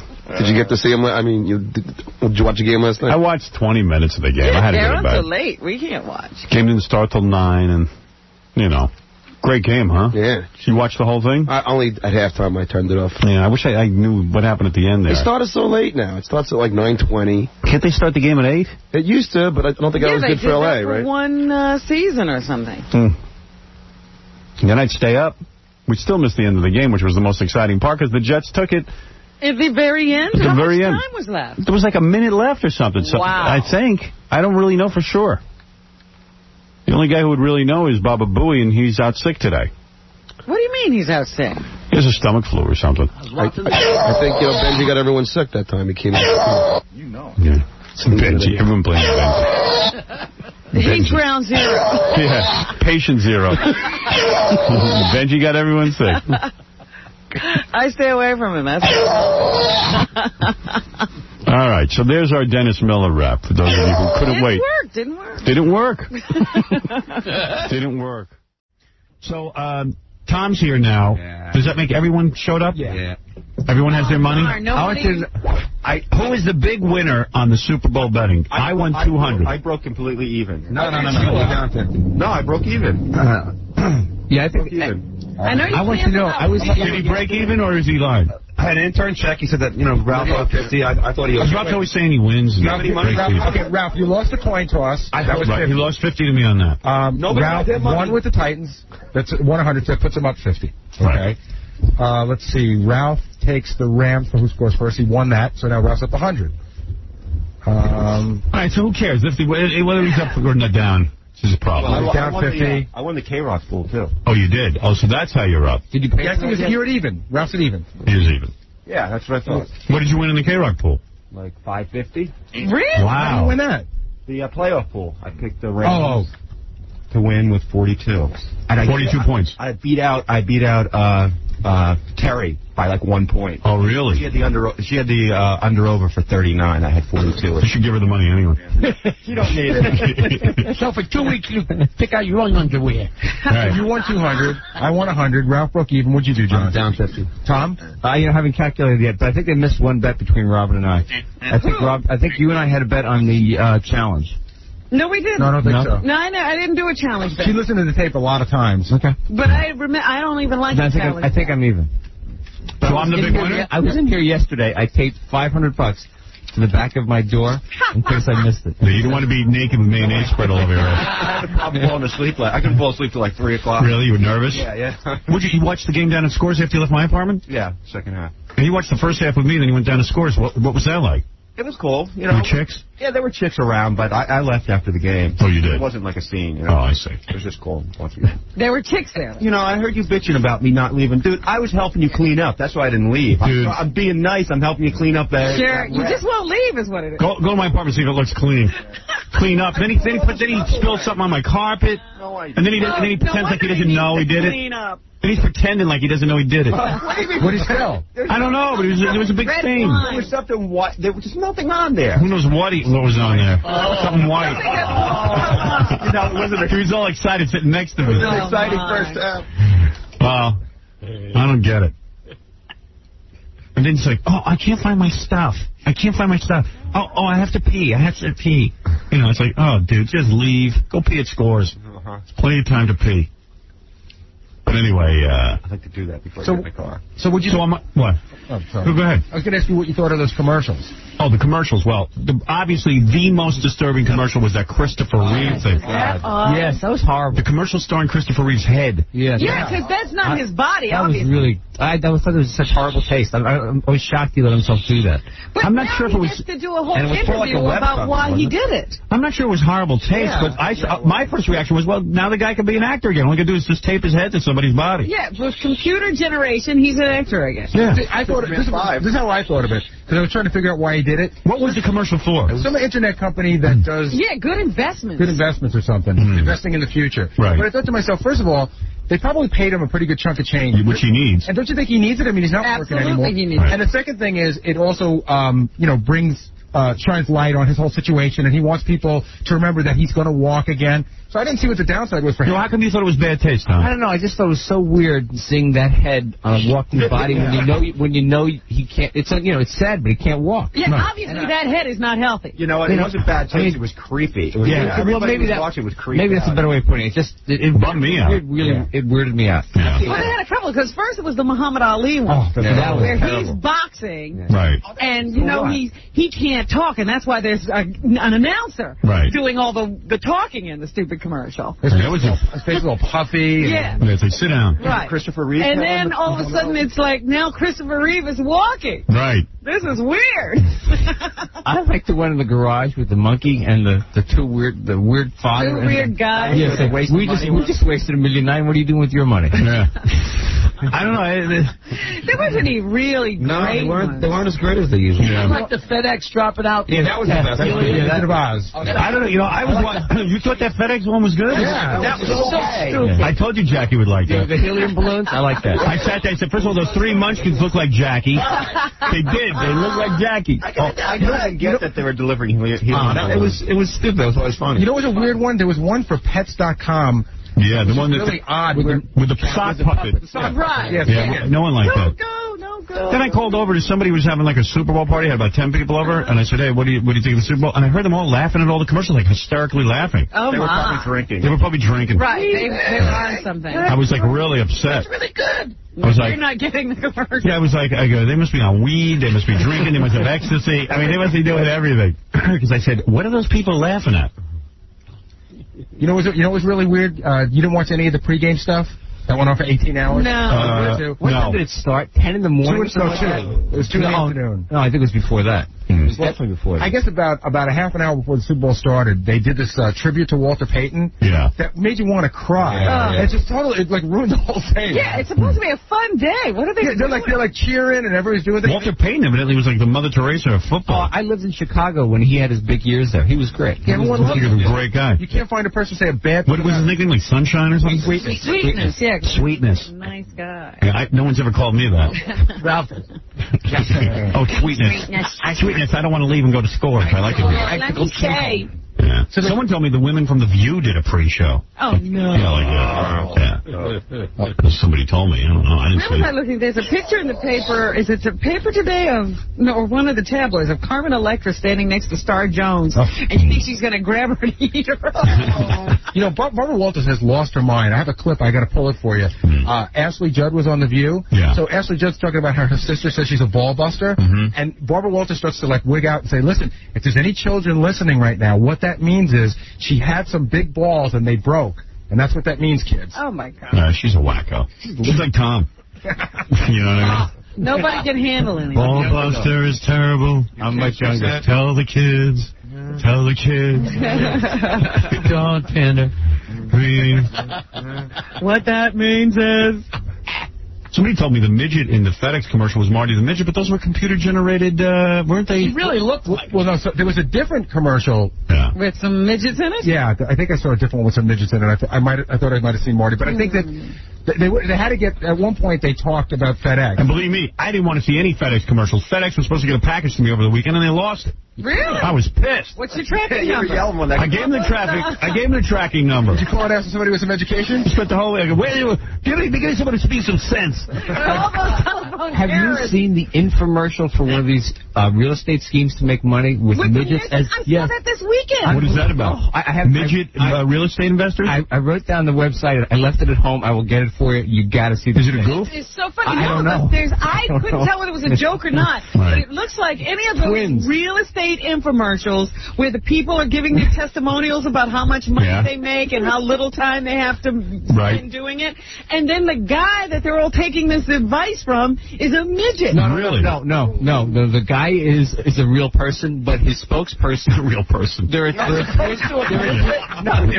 twin midgets. Twin midgets. There are twin midgets that are the spokespersons for this system. Right. Because I didn't system think it is right. Full-size man. Oh, it is. Okay. Because they keep talking about Ron. Right. And then Ron's the full-size man. The guy who's talking about Ron and telling you how great Ron's system is can't get it. His feet are dangling at the end of the chair. I got to get a copy of that. That sounds like good entertainment. I'll be laughing at that one. Hey, yeah. Did you see Greed on Friday night by any chance? No. You know, Did you watch the special edition of Millionaire? No, what was special about it? All sports one? Yeah. I couldn't answer the $100 question. What was the... sports. It was really hard. It was all football It questions. was all football. Yeah. So it was a Super Bowl millionaire game. But you know it was funny? You should have seen it because this guy comes on and he really looked like white trash. You know, the guy like worked at a shopping center or something.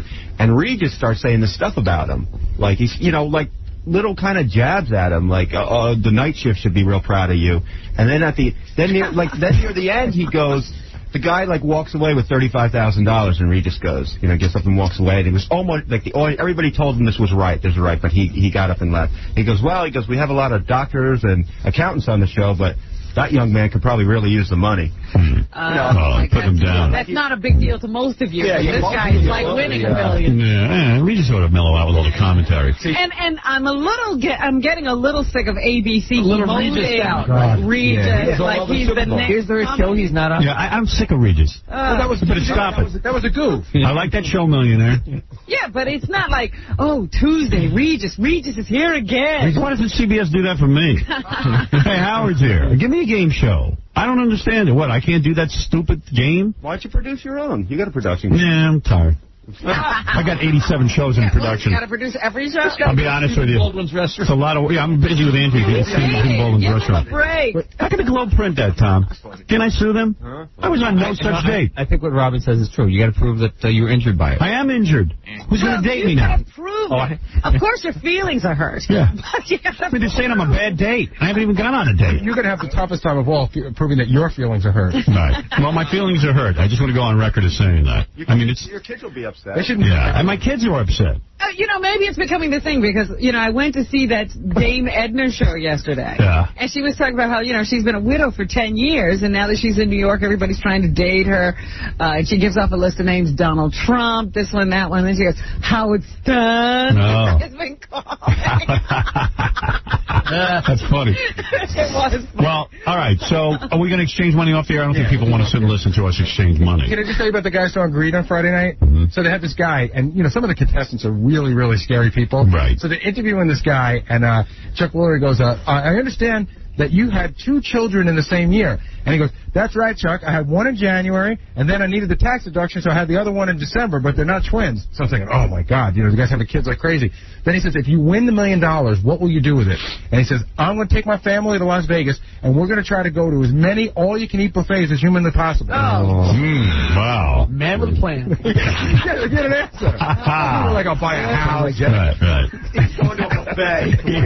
Buffet, all-you-can-eat buffet. So did he win the money? No. Thank God. What a waste. All right, we got to take a break. No all-you-can-eat buffet? Tomorrow, Mr. Methane will be here, for those of you who are fans of Mr. Methane. So Saturday we went over to Noble Restaurant for Ross Saban's birthday party.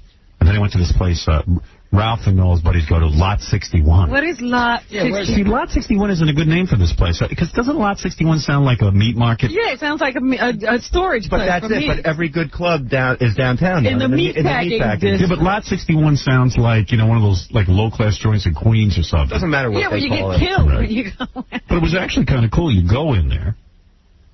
And it's like rooms set up where, like, I thought it was like a dance club, but it's just like some good music playing. It's not too loud, right? That you can actually talk. It's like a big lounge. And you can dance in some little areas, but it's not set up for a dance club. It's like a lounge. Like, you sit at tables and there's, you know, couches and stuff. Like if you were going to hang out at some big party with a lot of good chairs. So, you know, it's like that kind of vibe. And you go in there. I went in there. 2 seconds, I sit down. This chick comes over and goes, look, I'm not going to beat around the bush. She says to me, I want to F you. All right? This chick says this to me. Like 19 years old. Put that in the glove. Yeah. Now, you put that in the glove. That doesn't get in the glove. So I'm looking her over. I see she's completely intoxicated. And not my type. How else is she going to say that? Yeah, she's not my type. All right? She's not my type. And plus, I don't want any articles in the paper me saying, like, you know, I'm sitting there making out with some 19-year-old in some club. I just don't want that, you know? That's not the article that'll get printed anyway. Exactly. I'll call that one in. Right. So, I told you that happens at these clubs. I was out there with Dennis Rodman, and the girl came up and said, look, I want to take you home, and I want you to F my girlfriend in front of me. I'm a lesbian, and I want to watch you F my girlfriend. Did he do it? He was like, get out of here. Oh, really? Because that's how I was. So I said to the, right, Ralph? I mean, and Ralph goes to me, you are nuts. She's hot. I said, she is? Girls can be hot. I didn't think she was that hot. And then he goes, you're nuts. She's hot. She was hot.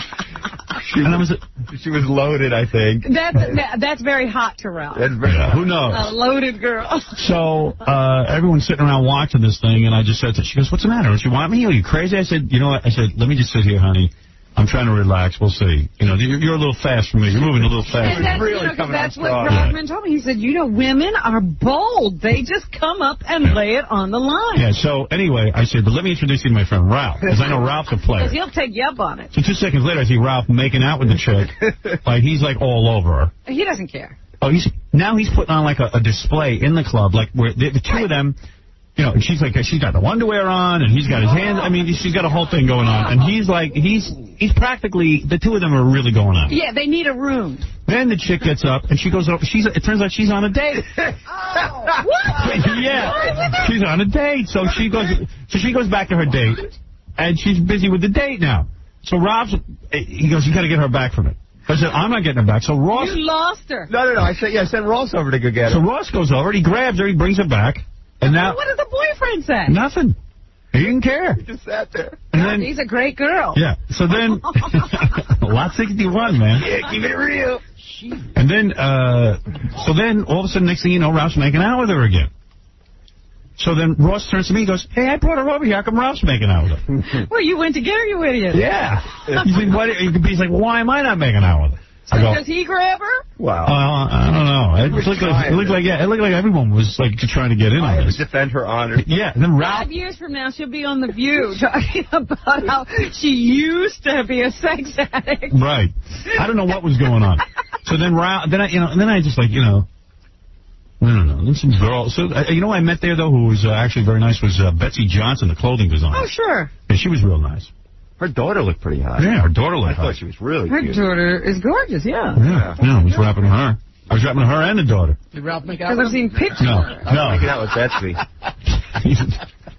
By the way, he was not making out with Betsy. Thank you. Yeah, I was trying. She has too much class. I didn't hear it. I don't know about that, but she was not making out with her. She has too much class, let me tell you. Oh, you know her? No, everybody almost has too much class for Ralph. Yeah, right. It was really disgusting. I even said fisting a girl he doesn't even know her name. Doing what? And then, I don't know, then some other chicks gave me their phone numbers. That was kind of cool. A lot of them came up and said, listen, I don't want your thing anyway. Here's my phone numbers.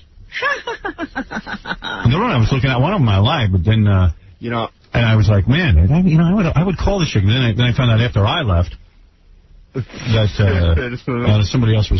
someone else was busy with her. So that's who you're meeting. Did you say where? Yeah, well, I'm trying to tell by you, the way, nutcases. I was not there to meet anyone. I was there to wish Ross a happy birthday. That's not the point. Yeah. You got to be careful out there. Yeah. There are nutty women out there. I like that. Nuttier the better. Well, go ahead, some not nutty girls. Yeah. What? There's some not nutty girls, but you nutty ones are running up. You have not found He doesn't want to find them. I don't want them. Not the point. You don't even have anybody you could take to a restaurant. Yes, I do. Hey, let me tell you something, man. Who do I need to I'm going to tell you something. This dude's a freak. every once in a while you like to go out to dinner. Right, I wouldn't even sit next to him during Super Bowl. That's how freaky he is. I got a whole different impression of him now. He's a freak. What? Dude, you're a freak. What was the impression you had before? I don't know. I've just never seen you in action like that. Yeah, listen, you know what? You're you know a freak. What? That was a crazy night. Please, Ralph. You walked in there, man. You know, and all of a sudden there's all these girls around and everything. It was so you flipped out. So I took advantage. I'm pleased. Okay. Like a kid in a candy store. Yeah. I'm the only one. I went home. I went home and went to bed. Hey, you're still on your Bahamas vacation. I know. I don't know what to me. I'm at home with bed. I go to sleep. I don't know what's You're wrong in with you. Bahamas vacation. You needed a couple of drinks, and then you would have hung. Yeah. Where was your red wine? I wasn't drinking. You know, because I got over that stomach virus. I just was like, you know what? Oh, you're trying to maintain. Well, hey, come on. I want to have a solid week of work where I'm not falling apart. Just once. See, you'll never be Ralph because you think that way. I think too much. You think too much about things. So you thought I'd be out of control. I'm not. You're not. You will never be out of control. You're Mr. Control. What are you talking about? I know. But I got to admit. I don't even worry about I got totally disgusted with Ralph at Lot 61. I really did. I got really turned off. It would never occur to me that you would be out of control. That's because you didn't think she was that hot. Well, if she was that hot, I would have been busy with her. Sure. I passed her off. Hey, my pimp hand was strong. I dealt her off to you. Thanks, Ralph. She's in the middle of making out with her, and then I said, I'm leaving. She says, hey, wait, come here. I want to make out with you. I'm like pushing her away. I go, you're Ralph's girl. She's making out with everybody. Well, not everybody, but... What? Well, that's some Who's going to make out with me? Some score. That's what I mean. What do I care? I'm going to marry her. I'm not talking about you. You're not marrying her? I care what you do. Yeah, I think you should marry her. He will marry her. He acts like he's going to marry anything different. Well, anyway, so I went over there. I got in about 2:30. You know what's weird, what you experienced for a second until they saw it was you, was you go to these clubs, and even if you're on the list, you have to wait. Like, they don't... So list means nothing unless you know somebody at the door or know somebody knows... Ross had made reservations at Lot 61. And you'd still put you in a line. So while all the people was, Ross and all them were standing there, the guy goes, wait, you understand? We have a party that we're going to. He goes, I don't care. Yeah. And I walk up and the door. That's why I don't go to any of these places. Who the F are you? Make me stand in a line. That's why it's good, because they keep out riffraff like us. Yeah. Until they realize it's me. They would have never let me in. Right. Who needs you there? Hot chicks will go right in. And then you go in there, you're with people who will stand on a line. I'm like, ugh. That's right. No, those people stand out there all night. So yeah, some of them. Oh, yeah, they'll do anything to be in there. Wow. Weird. It was fun. There were a lot of hot chicks there. Yeah, you think so? You didn't walk. You were just sitting down. You didn't walk around. Really? Ralph goes to me, hey, Frederique the model is here. She wants to say hello to you. I go, oh, really? I said, well, okay. And? I don't know. I don't know. Some guy came over and told me that you... I said, well... You didn't ever see her? I didn't see her. Because she's in the paper today saying, she'd like to be with Rebecca Romaine and Heidi Klum naked. She would? Really? Right. So anyway, that was my Saturday night. Big deal. That was it. So I went over there, see what the hell's going on. Nice place, though. I mean, I got to admit, it was kind of nice. I didn't know what to expect. Did I tell you Ross got... we're going out for his birthday, and Ross gets a $900 bar tab. Oh, yeah. Everybody, I guess... I didn't drink anything. Ross goes out and he pays. Yeah. We bought him dinner for his birthday, and then we're at Lot 61, and I see everyone's drinking. And people drink, and they leave. And I go, who keeps track of all these drinks? I didn't drink. I just sat for, I don't know, what was I there, an hour? And I left. I got to tell you. 1 or 2. No, about 1 hour. You were there a couple hours. I don't know. 2 hours, whatever it is. So I didn't drink anything. I just left, Didn't think about anything. Ralph tells me Ross gets stuck with like a $900 bar tab. I think people all around us were just putting stuff on their drinks. Yeah. I feel bad about it, but I don't know. I don't know how that works. He goes to these places all the time. I'm sure he knows what to expect. He didn't expect that. Of his wonderful friends. Yeah, what a great birthday. $1,000. Here you go, stupid. Here's a $1,000 bar tab. Thank God I wasn't the last one there. I was washing dishes. Drinks. Of course, I'm sure Ralph chipped in. Oh, yeah. Yeah. I did. First one. He had a lot of drinks, I know that. I didn't. No? I got all socked up, and then I had a few drinks there. What? Were you doing ecstasy then? No, I smoked a little pot. He's easily got it. I took some kind of pill. I don't know what it was. You did take a pill, right? Some kind of muscle relaxant. You did, really? Oh, my God. Yeah, I saw what was like going on. his muscles are tense. Yeah, I don't want to look at his tense muscles. There's nothing tense going on there. There's a tent in his pants. Really? All right, so that's that. I passed out my Jeep again. Am I stuck with you? Oh, yeah, so listen to this. But he tells me he got in his Jeep to go home. He passed out with it running, and he vomited in the Jeep.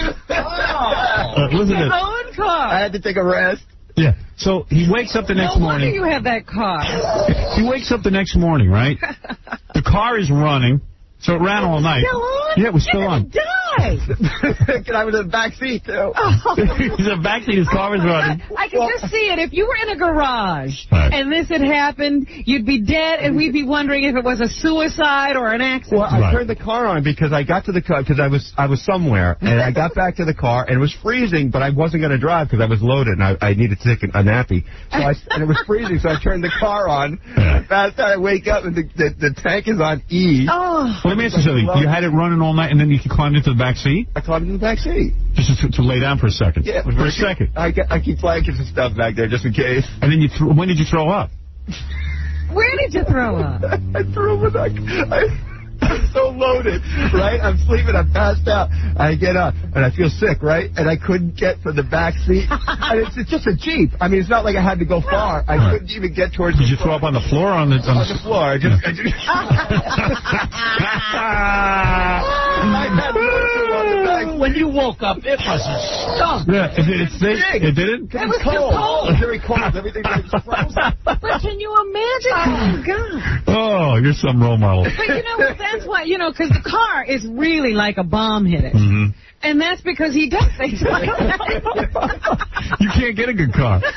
He's got an old Jeep. I mean, it's old. It looks like it was in a war. Yeah, he should get it. It looks like it's Eisenhower's original Jeep. It's a great Jeep. Oh, wait, so did you clean up the vomit afterwards? No, it's still there. Is it? I'll show you the camera. Frozen. I'm scared to go down. You have Gansey go down and film the back of your Jeep. You know what he's going to do with it? He's going to use that as the model for, his own brand of fake vomit. Right.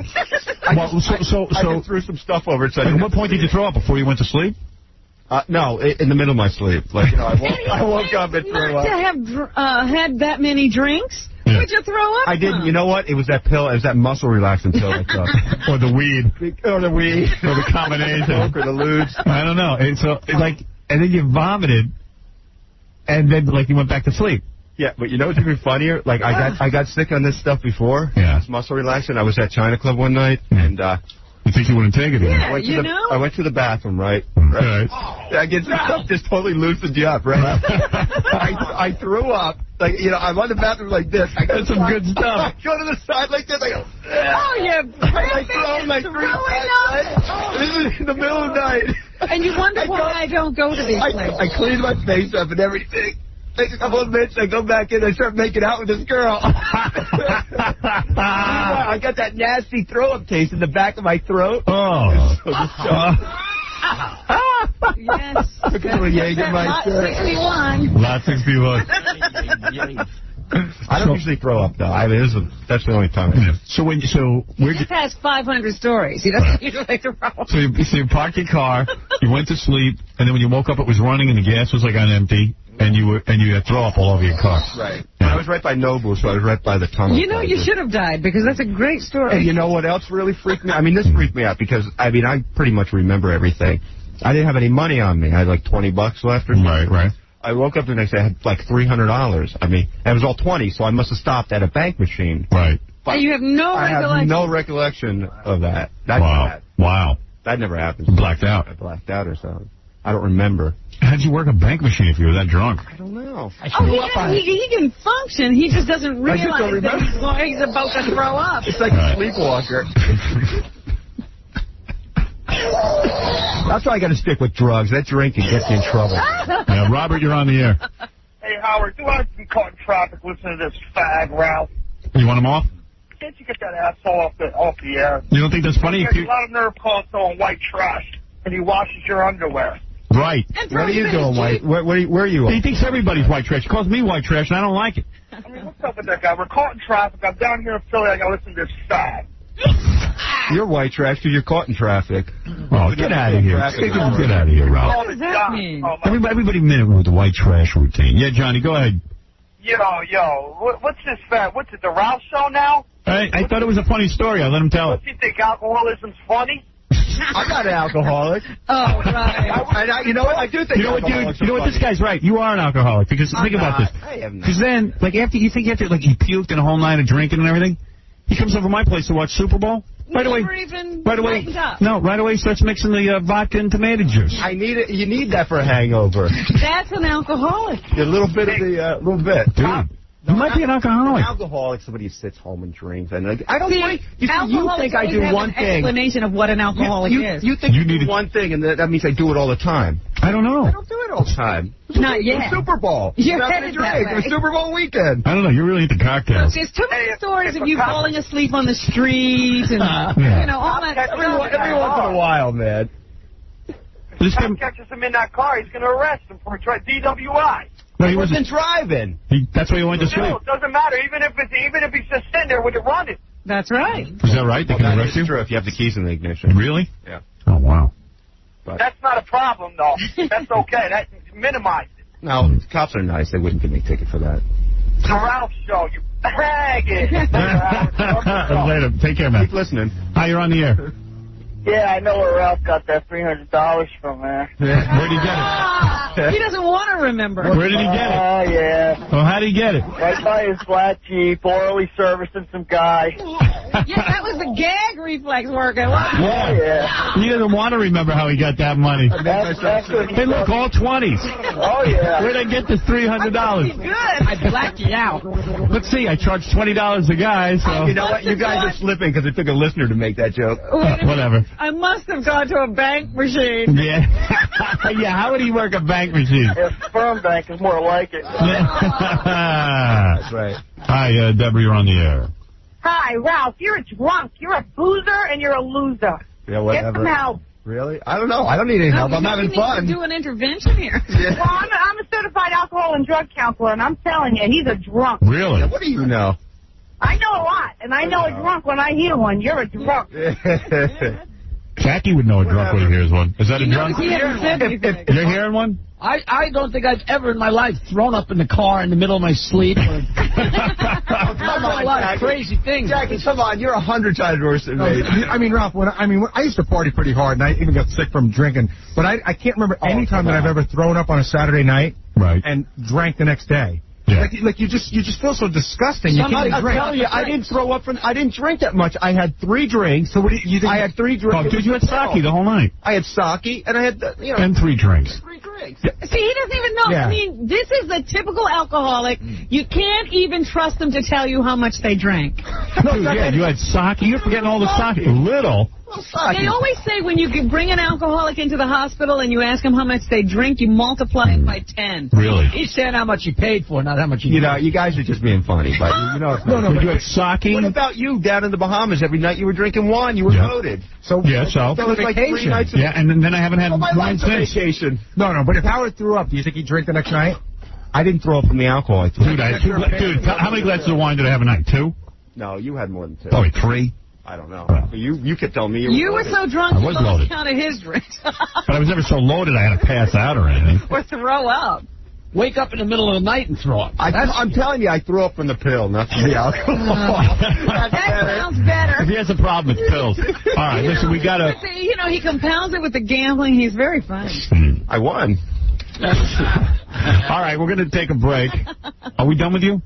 Will you leave, please? Maybe. All right, thank you. You're not the listeners think you are, so that'll be enough. Yeah, right. Okay, we're going to take a break. We'll be back right after these words. We have a ton of things to get to, but first, these words.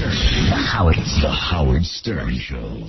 What have you got going on over there? I got food, I got coffee cups, I got all kinds of crap. Please. All right, now you know. I'm trying to listen to you in the middle of it. You start chewing, yum, yum, yum, and then the paper's rattling. I forgot we were on the air.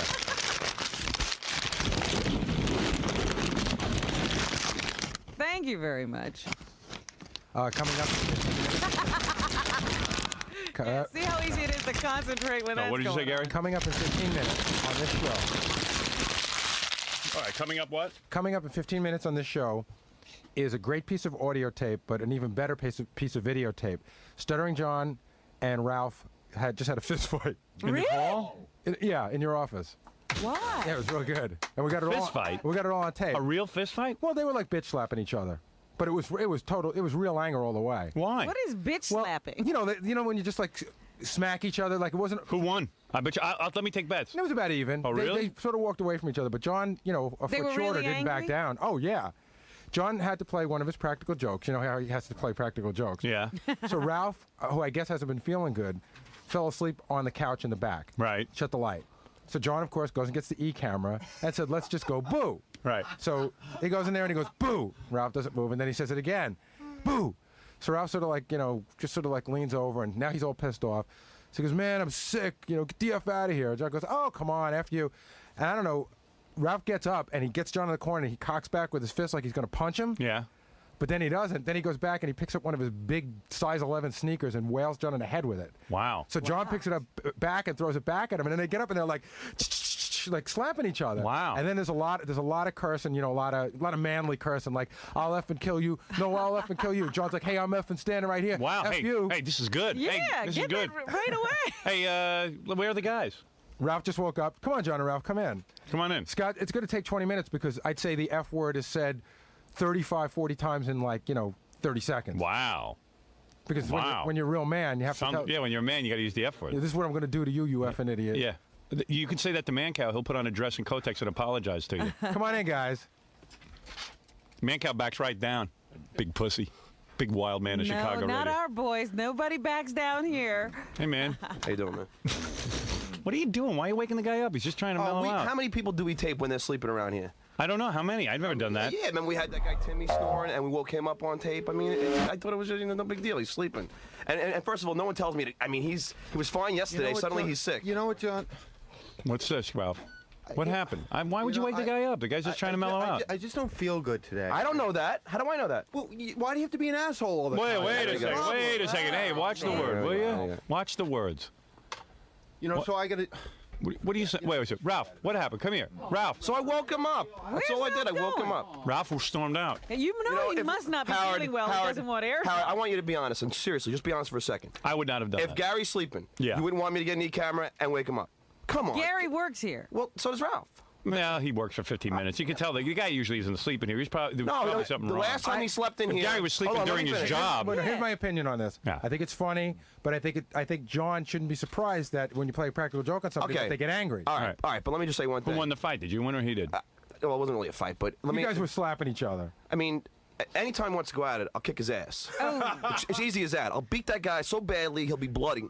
Really? Bleeding all over the place because he's an idiot. And I'll F him up bad. Dislikes Ralph. Yeah, because you know why? It was so anybody else. If I was sleeping, did it to me, hey, good joke. I'm not going to start wailing my sneaker at you. The guy wails a sneaker at me, which means that he wants to fight me. You want to fight me, I'll smack you around, Ralph, anytime you want. All right? I'll break your freaking nose. Oof. You really think you could beat Ralph up? Yes, I know I could beat Ralph up.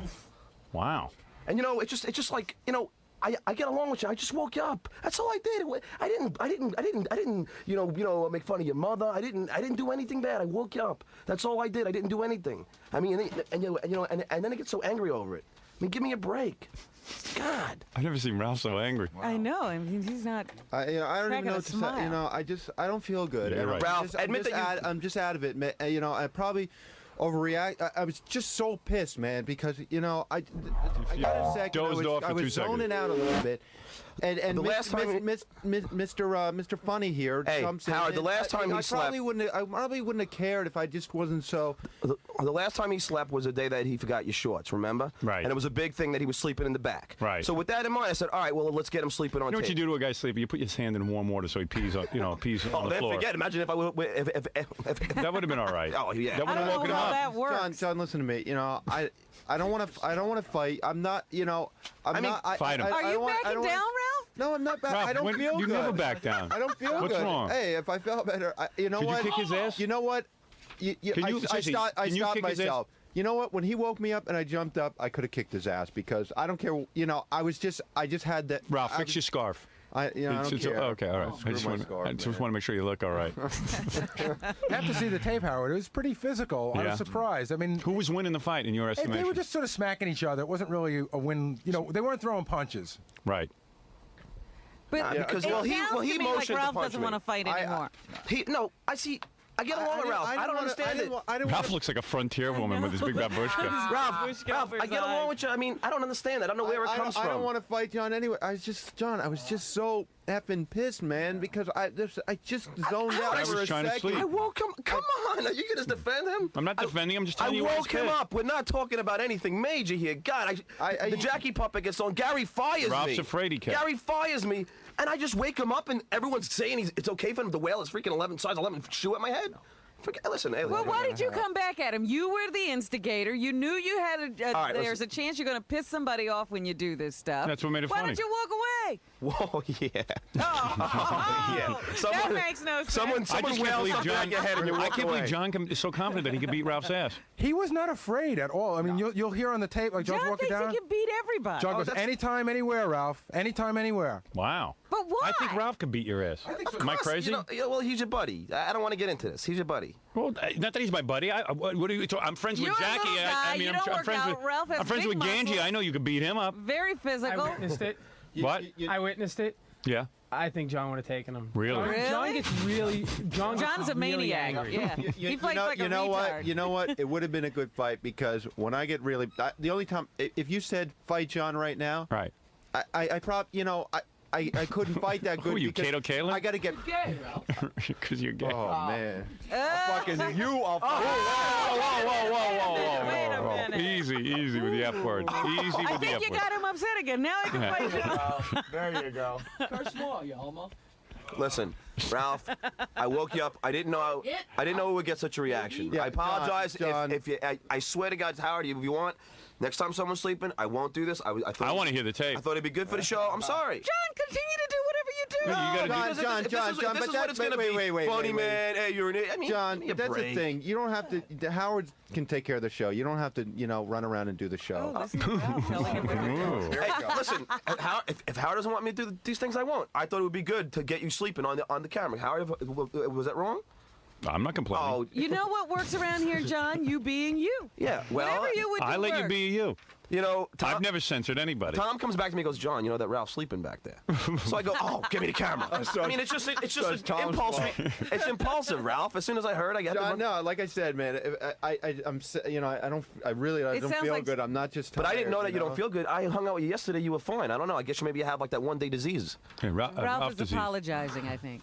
Ralph's apologizing. I don't know why. Yeah. I'm not apologizing. I mean, I'm just saying I wouldn't have reacted. Want a pink dress and some Kotex? Ralph, he said he's going to kick your ass, and now you're apologizing. No, I mean, like, I didn't know I would get that reaction. Hey, it works. I mean, we hang out, we goof around. You goof around just as much as I do, and I didn't think you would get so crazy. All I'm saying, if I hadn't restrained myself, we would have had a good fight because John got pissed and I got pissed. And has Ralph ever had a fight? With girls. I've not got a few girls. Ralph did slap a girl in a bar. That's right. And he took her out. He did take that girl. Yeah. What do you have, your period? Yeah, it kicked in, man. Must be the first All right, why don't you go lay down? John, why don't you go outside and cool down? I think I'm done laying down. All right, yeah. If you want to lay down, why don't you go home and lay down, okay? Here's some faxes on the fight. Ralph would beat John in a fight because Ralph has retarded strength. This one says, Stuttering John, please kick that dickhead's ass. Knock those rotten teeth down his faggot throat. Oh, my. A lot of guys into this faggot thing.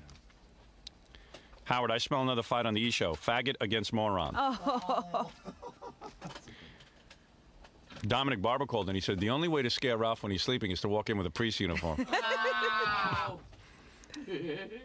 Howard, a priest rapes Ralph, and he sits back and takes it. John plays a joke on him, and he starts slapping like a black woman. Like a black woman? Signed Governor Pataki. Oh, stop I can't believe he wrote that. That's awfully wild. I doubt that that's really him. Okay. Somebody using his name. Howard, Ralph against John is like Tony Curtis against Mike Tyson. John is Hispanic. Need I say more? Ralph is Italian. So he is slightly higher on the evolutionary scale. Whatever that means. A lot of racial stuff. And but this is what happens when guys get physical. Right. About an hour ago, Stuttering John and Ralph got into a fight, and Stuttering John woke up Ralph on a couch. Ralph threw a sneaker at John's head, and then John started fighting with him. We got it all on tape, except every other word was the F word. So here it is. That's all? That'll wake him up.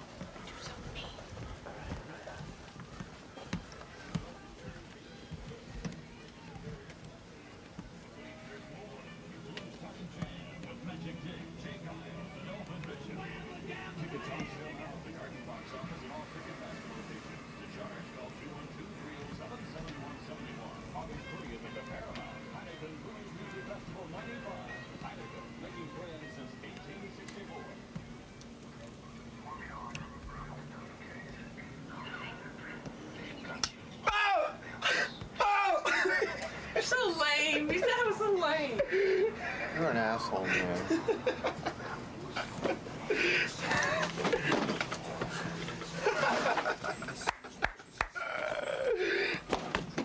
Ralph, fuck you, man. Fuck you, man. The fuck? Come on, you wanna fucking go Hey, Ralph? hey. I'll fuck you up, man. Fuck you, I'll fuck your man. fucking face up. Hey, fucking asshole, man. Fucking piece of shit. You're a piece of shit. What, you can't take a little fucking joke, Ralph? No, I'm fucking sick, all right, John?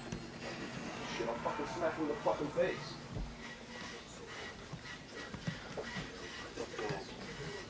Fucking throws his fucking sneaker at.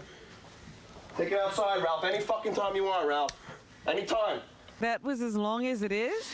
Well, no. Then they follow Ralph through the halls, and then they start instigating, and you got to see it's a whole scream fest. You missed the, what happened, Ralph? What? He fucking gets up and he fucking wails a sneaker at me. Where do you go for all the related services? He, he first goes to punch me, right, Ganj? And then he throws a sneaker at me. Like he wails his fucking sneaker at me. Fucking pussy boy. Any fucking time, Ralph. Packing, shipping. Fucking fuck his fucking ugly face up. And when you rent a mailbox... Ralph said go to hell. Ralph said go to hell. He's gonna kick your ass. Any fucking time, Ralph. Rip his berry out. Name the day, Ralph. Just name the day. I'll take you outside right now and smack your freaking face. Anytime, you freaking pussy. Ralph, you speaking? Ralph, you're not talking? Whatever, Gan. You're not gonna defend... I ain't gonna deal with you now.